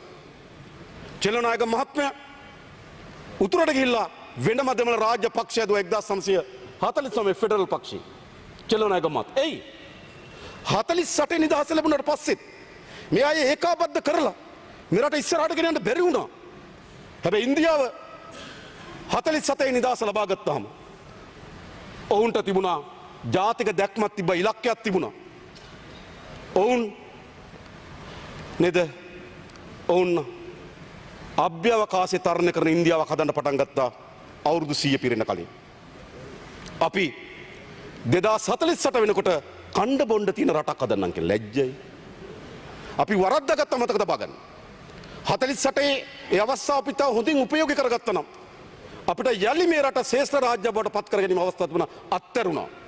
නැවත අවස්ථාවක් ආවා. අත්හැරියා. මම කියනවා දැන් ආපහු අපේ රට අවස්ථාවක් ඇවිල්ලා තියෙනවා. මම ඔබට කියන්නේ මේ අවස්ථාව අපි අත්හරිනවද? අපි කිසිසේත්ම පුද්ගලයෙක් ලෙසත් ආණ්ඩුවක් ලෙසත් මේ අවස්ථාව අත්හරින්නේ නැහැ. මේ රට මේ පත් වී තිබෙන මේ අසීරුතාවයෙන් මේ රට මුදවා ගන්න. මට හෝ අපේ අමාත්‍යවරු කිසිවෙකුට මත තබා ගන්න. පෞද්ගලික තමන්ට කියලා අභිලාෂයක් නැහැ. පෞද්ගලික තමන්ට ලැබෙන අභිලාෂයක් නැහැ. අපිට තියෙනවා මේ රටත් මේ රටේ ජනතාව පිළිබඳ සුබ සිහිනයක්. මේ සිහිනය යථාර්ථයක් කර ගැනීම සඳහා අපි පොරබදනවා. ඔබට සහතිකයක් දෙන්නම්. අපි ඒක යථාර්ථයක් බවට පත් කරනවා. මම ඔබට අවසන් වශයෙන් ආරාධනා කරන්නේ ඔබෙහි පංගුකරුවන් සහ කොටස්කරුවන් බවට පත් වෙන්න. ඉතිහාසය ඔබ ලියන්න එපා. මේ අවස්ථාව අත්හරින්න දායක වෙච්ච මිනිස්සු. මේ අවස්ථාව අකුල් ලෙලපු මිනිස්සු විදිහට ඉතිහාසගත වෙන්න එපා. ඔබ ඉතිහාසගත වෙන්න රටේ අවස්ථාවක් ආවා. ඒ අවස්ථාව ඉතා හොඳින් උකහා ගැනීම සඳහා විපක්ෂයේ සිටද ඔබ උදව් දීපු ව්‍යාපාරයකට ඉතිහාසගත වෙන්න. ඒකයි මේ අවස්ථාව. ඔබ හිතන්න හරි අපි යවල ඔයගොල්ලෝ ආණ්ඩුවක් ගත්ත ගැන අවස්ථාවක් නෙවෙයි ඒක. හා? ඔව්. හා? බරපතල ප්‍රකාශනය නායක සභාවේ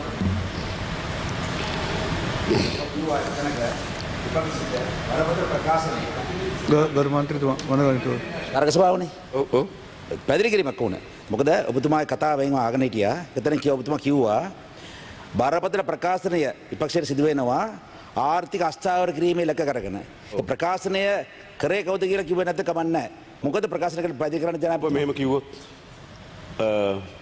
ආණ්ඩුව අපේක්ෂා කරන මේ අවුරුද්දේ මෙච්චර ආදායමක් ඔය ආදායම ලැබෙන්නේ නැහැ. ආණ්ඩුව අපේක්ෂා කරන තන වාහන වෙළඳ පොළ විවෘත කිරීම මෙච්චර ආදායමක් ඔය ආදායම ලැබෙන්නෙත් නැහැ කියලා කිව්වනේ. හරිද? තේරුණාද? කිව්වනේ. හරිද? හරිද? නෑ ඒකෙන් කියන්නේ මොකද්ද? ඒකෙන් කියන්නේ මොකද්ද? ඒකෙන් කියන්නේ අන් කවරක්වත් නෙවෙයි අවිනිශ්චිතතාවය නිර්මාණය කරන්නේ. අවිනිශ්චිතතාවය. ඔබට පළමු කොටම ප්‍රශ්න අහන්න. හරිද? ඒ වගේම ඔබ කිව්වා ආයෝජක එන්න ආයෝජක දාලා යනවා කියලා. මට කියන දාලා ගිහපු එක්කෙනෙක්. ඔබ කිව්වේ නැද්ද එහෙම එකක්? ආයෝජක එන්නේ නැහැ ආයෝජක දාලා යනවා. මට කියන දාලා ගිහපු එක්කෙනෙක්. දැන් නැගිටලා කියන. දැන් නැගිටලා කියන දාලා ගිහපු එක්කෙනෙක්. හැබැයි ඔයගොල්ලෝ ආයෝජකන දෙන සංඥාව මොකද්ද? ලංකාවට ආයෝජක එන්න එපා. ඉන්න අයත් දාලා යනවා. මට කියන්න එකක්. දැන් නැගිටලා කියන මෙන්න මේක ගියා කියලා. ඉක්මනට කියන්න. නෑ. අස්ථාවරත්වය නිර්මාණය කරන්නේ මොකද්ද?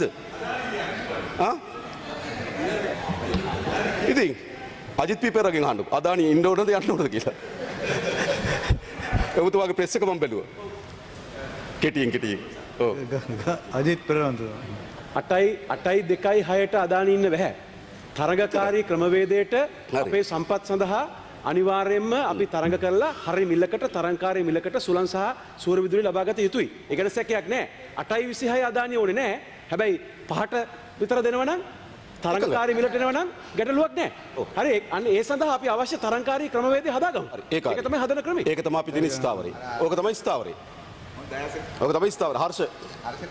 ඔක තමයි ස්ථාවරය. නෑ මතක.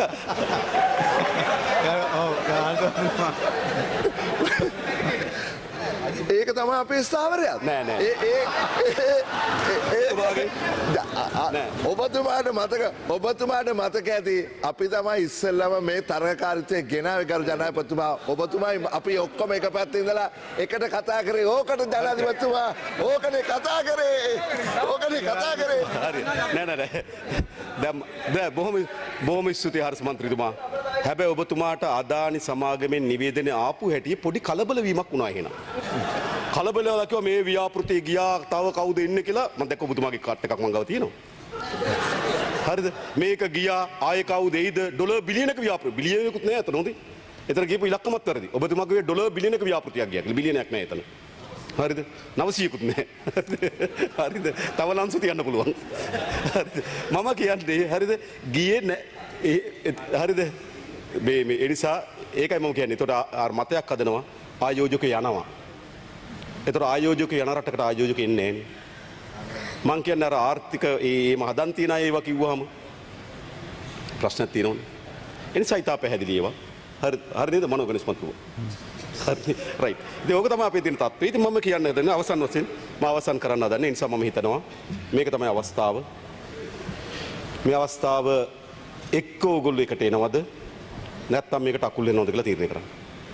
මීට වඩා හොඳ දෙයක් මම කියන්න නැවත අපේ රටේ දේශපාලනේ මීට වඩා හොඳ දෙයකින් මිසක්කා මීට වඩා නරක දෙයකින් පුරවන්න බෑ ආපහු. රෝමේ හිටියා අධිරාජ්‍යවරු ගණනාවක් හිටියා. ඉතාමත් කූර අධිරාජ්‍යවරු හිටියා. හැබැයි එක අධිරාජ්‍යයක් ආවා. ඔහු සාමකාමී අධිරාජ්‍යයක් වුණා. රෝමේ ඊට පස්සේ කූර අධිරාජ්‍යයන් ගොඩ නැගුණේ නෑ. හැරවුම දුන්නා. අපිත් හැරවුම දෙන්න. මීට පස්සේ පැරණි අසාර්ථක විනාශකාරී දේශපාලන සංස්කෘතියෙන් සහ ආර්ථික සංස්කෘතියෙන් ආණ්ඩුවක් අපේ රටේ යලි හැදින්නේ නැහැ. අපි ප්‍රමිතීන් නිර්මාණය කරලා තියෙනවා. ප්‍රමිතී දේශපාලකයාගේ ප්‍රමිතිය, රාජ්‍ය නිලධාරියාගේ ප්‍රමිතිය. අන්න එතනද අපි නිර්මාණය කරලා තියෙනවා. අපි හිතාමත් හොඳ තැනක සංඥා කණු හිටවලා තියෙනවා. ඔබට පුළුවන් මේ සංඥා කණු ඉක්මවා යන්න පුළුවන්. එහෙම නැතු මේ සංඥා කණු වල පිටිපස්සේ ඉඳන් ඔබට දේශපාලන අනාගතයක් නෑ. හොඳට මතක තියාගන්න මේක. අපි කැමති ඔබතුමා තමත් ශක්තිමත් ව්‍යාපාරයක් බවට පත් වෙනවා නම් ඒ නිසාම තමයි මේක කියන්නේ.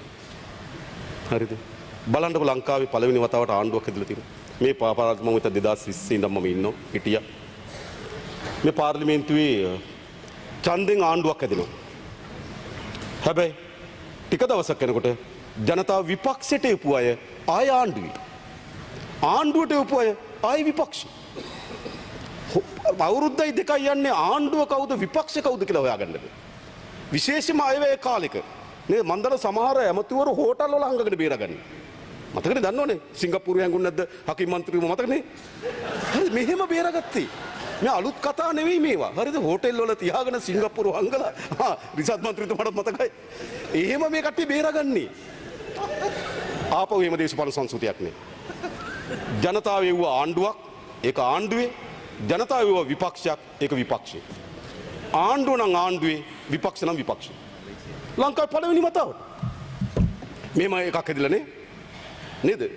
එහෙනම් විපක්ෂ නායකතුමාට මම හිටියනම් කියන්නේ කිසිසේත්ම බය වෙන්න එපා. වෙනද තීන්දුව ගන්න බය වෙනව විපක්ෂ නායක. මොකද තව තීන්දුව ගන්න. තව ඉන්නවා කීප දෙනෙක් විපක්ෂ නායකතුමාට හරියටම කළමනාකරණය කරගන්න තීන්දුව ගන්න. ආණ්ඩුවට ගන්නෑ. වෙනද ගන්න බයයි. හරිද? එතුමාට තියෙනවා එතුමාම හිටියනම් හොඳයි. එතුමාට ගන්න තීන්දුව ටිකක් තියෙනවා මම දන්නවා. එතුමා තීන්දුව ගන්න ටිකක් කාලය ගන්නවා. කාලය විසින් එතුමාට අසාර්ථක ඒ කාලේ එතුමාට ඉතාමත් හානිකර ප්‍රතිඵල ගෙන දෙනවා. තීන්දුව ගන්න බය වෙන්න එපා. නේද? ඉන්නේ නැහනේ ආයතනෙම ඉන්න වෙනවා. හරිද? ඉතින් එහෙම හොඳ නැද්ද දේශපාලන සංස්කෘතිය? ඒ වෙනස මොකද්ද? මේ අයවැයට ඡන්දෙ දෙන්න. අනිත ඔක්කොම පැත්තකින් තියන්න. ඔයගොල්ලන්ට විපක්ෂයට විපක්ෂයේ විශ්වාසය හදලා දීලා තියෙනවා. මම කියන්නේ ඒවා තමයි දේශපාලන වෙනස්කම්.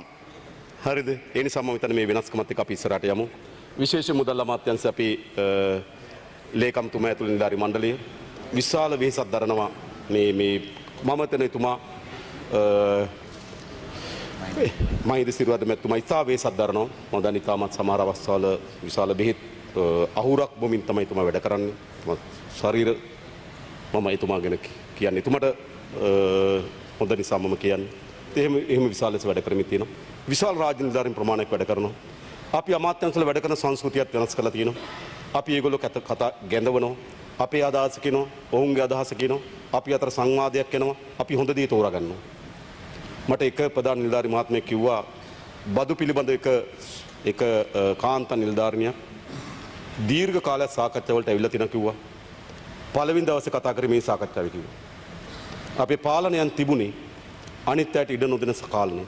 සියල්ල දත් අනේකා යට කරන ඒ රශ්මි කදම්බට යට වෙච්ච පාලනයන් තිබුණා. අපි එහෙම නෙවෙයි අපි හදලා තියෙන ඉතාමත් හොඳ සංවාදශීලී තත්ත්වයක් හදලා තියෙනවා. අපි හැම යෝජනාවක්ම අපි කතා බහ කරනවා. අපි අපිට තියෙන අදහස කියනවා. අපි ඔවුන්ගේ අදහස ගන්නවා. අපි දෙගොල්ලොම එකඟ තැනකට එනවා. මොකක්ද අපි කළ යුතු දේ කියලා. එම සංස්කෘතියක් අපේ රටට ඕන. හැම වෙලාවම රටක් ඉස්සරහට යන්නේ තනි පුද්ගලයන්ගේ තීන්දුව මත නෙවෙයි. රටක් ඉස්සරහට යන්නේ සාමික තීන්දුව මත. මතක තියාගන්න. තනි පුද්ගලයන් ලෝකේ වෙනස් කරපු යුගය දැන් අවසන් වෙලා තියෙනවා. ලෝකෙ ඉස්සරහට ගමන් කරමින් තියෙන සාමික තීන්දුව මත. ඒ නිසා අපි අමාත්‍ය මේ හැම අමාත්‍යවරයෙක්ම දන්නවා. අපි හැම ආණ්ඩුවේ හැම තැනකම අපි සමහරට මීටින් ටිකක් වෙලා යනවා. අපි තා හොඳින් සංවාද කරනවා. අපි උන්නත පටවන්නේ නැහැ. උන්ගේ අදහස ගන්නවා. අපේ අදහස අහනවා. හොඳ දේ අපි තෝරගන්නවා. ඒ නිසා අපි ඔක්කොම ඒකට මුදල් අමාත්‍යාංශ දේශපාලන අධිකාරිය අපි ඔක්කොටම මේක මේ වෙමින් තිබෙනවා. ඒ වගේම මහා බැංකුව අධිපතිතුමා විශාල වෙහෙසක් දරනවා. අපේ උද්දමනය පොලි අනුපාතික ඊට පස්සේ විනිමය අනුපාතික ඒ කියන්නේ මොනිටරින් පොලිසියක ඉතාමත් ශක්තිමත් පවත්වාගෙන ඉන්න තුමා වෙහෙසක් දරනවා. ඒ සඳහා විශාල කාර්යයක් උන් විසින් කරනවා. එන හැම දිනාටම බේන් මිස්සිතු ඇත්තටම අපි මිස්සිතු කරගත යුතු කාර්යයක් මම ඔවුන්ට ඉස්සිතු කරන්න නෙවෙයි. අපි ඔක්කොම එකතු වෙලා මේ කාර්යය කරන්න වෙහෙස ධර්මින් තිබෙනවා. ඒ නිසා ඒ සංස්කෘතිය අපේ රටට අපි නිර්මාණය කිරීම සඳහා වෙහෙස ධර්මින් තිබෙනවා. ඉතින් අපි හැම දිනාම මේ අවස්ථාව ඒක කරගෙන අපි ඉස්සරහට යමු. ඉතින් ඒ නිසා අවසන් වශයෙන් මේ විවාදයේ දීර්ඝ කාලයක් පැවැත්ුණා. ඒ විවාදයේදී බොහෝ අය අදහස් ඉදිරිපත් කරා. ආරම්භයේදී කිව්වක මම මේ ස්ථාවරේ නම් ඉන්නවා. සමහර අය වේදනාවෙන්, සමහර අය කෝපයෙන්, සමහර අය සාධනෙ සදාත් ඉදිරිපත් කරා. ඒ හැම අදහසකම අපි ගරු කරමින් එහෙනම් අපි නතර වෙනවා. බොහොම ස්තුතියි කරු කතානායක.